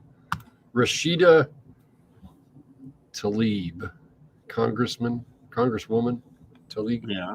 Whatever the fuck her name is. I don't know. Yeah. She's one of the pack or whatever they call it. I got it. Yeah. Now I got to Squad. present to you. Huh? What? She's one of the squad. She's Present to you. Is it big enough? So she said, think of it this way. Every time you pay an extra dollar due to inflation, 54 cents goes directly to corporate profits. The problem is corporate greed. I said, no political affiliation. I really didn't care who would have said this. How else do you expect special interests and lobby groups to pay off politicians? Duh. I thought that was one of the most classically funny freaking tweets. And what do I got? I got 2 likes. You bastard. I haven't seen that one. I have to go to your. I think you're being blocked. I think you're shadow banned. Oh, I don't know. Who knows? I thought that was a hilarious tweet. I was just like, good job. I mean, Kev. she's an idiot. She's one of the AOC, the squad. She's one of the. I got 2 likes. Ugh, couldn't believe it. She's one of the squad. So, and it could have been anybody saying the same exact sentence like you showed. It would have been the same response out of my head. Corporate greed. When you stop. Fuck. Oh well, Kevin. I'm right. here. I'm currently retweeting a bunch of your stuff for you. Oh, aren't you sweet? Well, I haven't seen. I think you're shadow banned. Shadow. Hold on. There's a way to check. Hold on. I'll check. Content cannot be displayed. Oh well. Shadow ban tester. Nicebrains.com. Shadow ban tester. Where I go. Oh, that don't work no more. Uh-oh. Check shadow ban. Well, according to Elon, nobody's being shadow banned anymore. Shouldn't be, no. But he did say that they wouldn't block content, but they would not promote it. Right. Yeah. You just couldn't find it.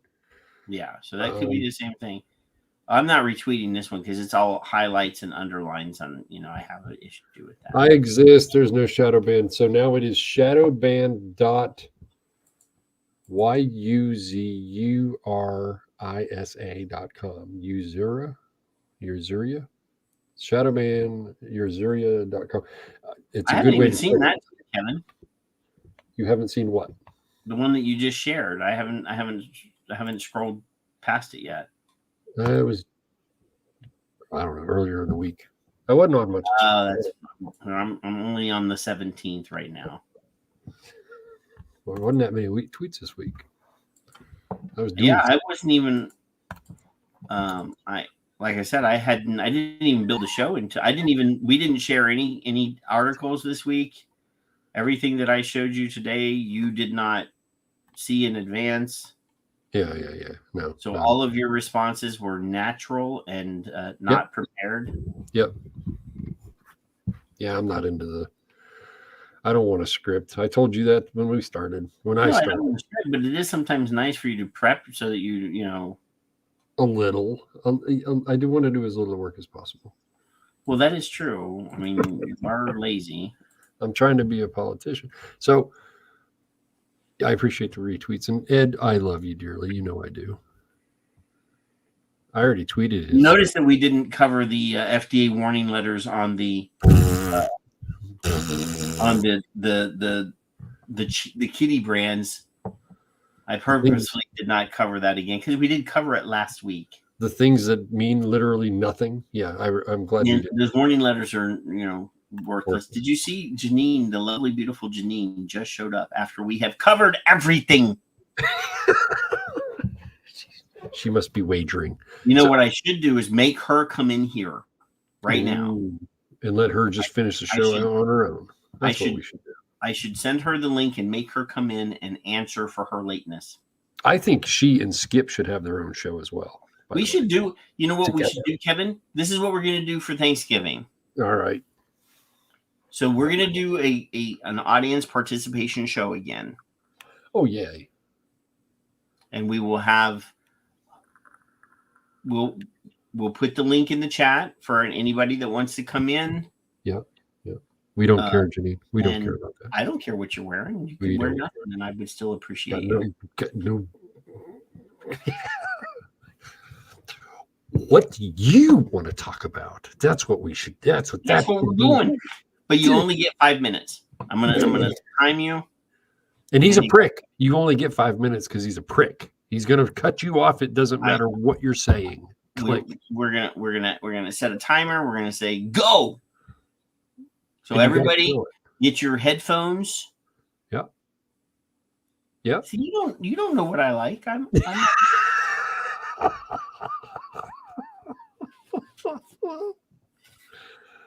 I like matureness. I'm just saying. So, yeah, Mallory.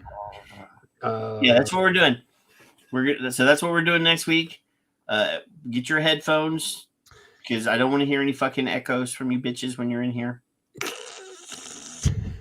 Next Thursday. So it'll be next Friday night show is what we're doing. Thursday is our Thanksgiving. That's the only Thanksgiving that matters, Janine. I know you're Canadian and you got your own little day, but they got their own thing going, don't they? Texas Thanksgiving is the only one that counts. Could we get Ed in here? He doesn't have a webcam. Apparently, he doesn't have a camera phone either. He doesn't need the webcam. No, you don't. You could just call in on your telephone. I would love to hear Ed slurring his words. I would probably don't. I would save him for last while he's towards the bottom of his bottle of wine for sure. Getting to the good part. Yeah. Okay. You'll be okay, Janine. You're coming in. Because well. I don't care if you got little cotton swabs stuffed back there. Bring your PJs. We don't care. We'll have you have PJ rollers in your hair. Literally, we would still think you're still the loveliest woman in Canada. What do you think you have to say? You got a week to get it done. What are you thankful for? What are you thinking? What do you want? What do you do? What makes you happy? What makes you sad? Yeah. What makes you horny? What makes you not? I mean, we don't care. We're going to give you 5 minutes to come on and jibber jabber about whatever you want. And let's not make this all about Patrick and how you don't like him. Give it a little bit of a. You can just spend 20 seconds on that. Patrick, you're an asshole. We don't like you. And then go on and talk about what you want to talk about. That's perfectly fine. Let's not dwell. As long as it's not nudity, you can't come on and show boob or. I'd say like 45 seconds on. Let's give them at least 45 seconds on you. Oh. That's fine.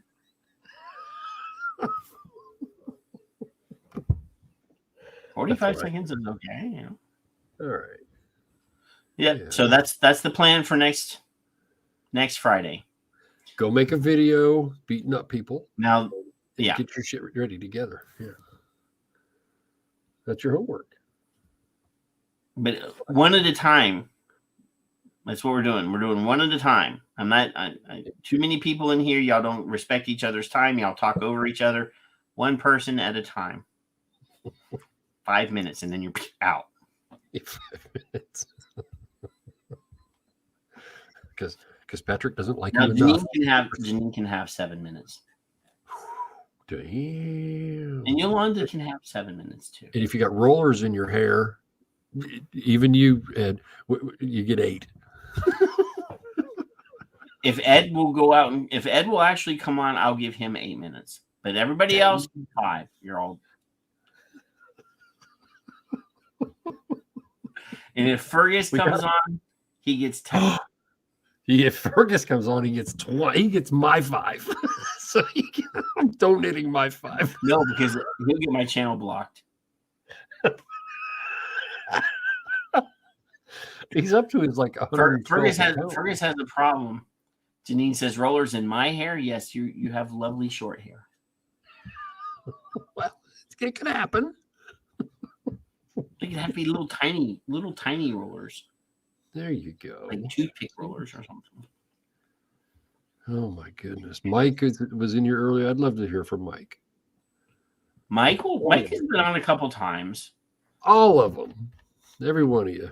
Big B, if Bruni's still awake. Liana's been on, right? Leanna's been on.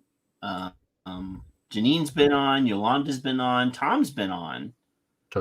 Yeah. Mallory has not been on, but Mallory she doesn't like us. Paul's been on. Yep.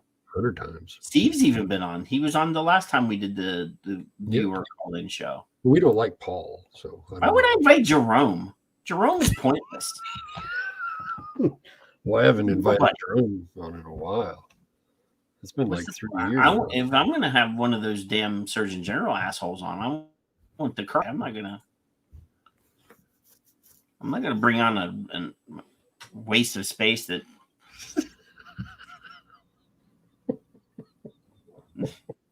I can't remember what I said that she says is BS now. So it's been less than a minute, but my attention span is very short. Poor Jerry. But Mallory, if you want to come on, you will have the ability to come on and speak too. Somebody invite Jerry. He blocked me. It's worthless. You can invite him though. Absolutely. What a worthless piece of shit that is.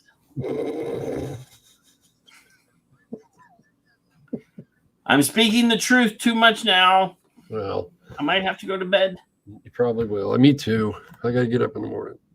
Thank God it's 1:30 to me. I don't have to get up in the morning. It's Saturday, and it's going to be raining, and it's going to be dreary all day. Yeah. And the wife already went and did her wife duties and bought groceries, so I don't have to do any of that. Did you repeat that part again? The wife did her wife duties. And there you go. That's all I needed to hear. Just because I like it when you're walking on dangerous ground twice. The wife. That's what he said. Wife duties. Did her wifely duties. Oh my God, you got some big going. Tomorrow will be a pajama day, laying in the bed, watching the TV, because it's going to be dreary and rainy and cool in the 40s. Yeah. Today I had to be out in the dreariness. It was dreary all day. Like it was like it needed to open up and just rain, but it was like that rain all day. Yep. It's Patrick. It's 21 degrees here now. So. Yeah. Quit whining. Welcome to Ohio. All right, bro. Let's do it. Let's go. Fine. How do you want to say goodnight to your friends? I want you to make a video with and I want the 8-year-olds watching so they understand what the consequences are while you're doing your video. You got to say you got to say something like I'm Karen, and then get your homework ready for next week. That's it. I hope every damn one of them come out. Every damn one of you. Beat people up. That's all I got. Yeah, well, we love you. We'll see you in 7 days. Remember, next week it's your show. You got to come and participate. If you don't, then Kevin and I will just call it a night, and we'll go, do fun stuff and not hang out with you and eat pie. There will be leftover pie. Bring some. I might have a plate of like a prime rib. Yeah. In front of the camera while you guys are talking. Well, that'd be nice of you. So yeah, I won't share with any of you, but But anyway, y'all be good, and we'll see you in 7 days. Yeah, see you. We'll see. But guess what? We got a lot to do. You gotta say hi to me. We go back a long way. She was 12, I was 30, but anyway. The question, how does one man assert power over another? Obedience is not enough. Power is inflicting pain and humiliation, otherwise you cannot be sure. Power is tearing human minds apart and putting them together again in new shapes of your own choosing. Power is not a means, it is an end. All competing pleasures we will destroy. If you want a vision of the future, imagine a boot stamping on a human face forever.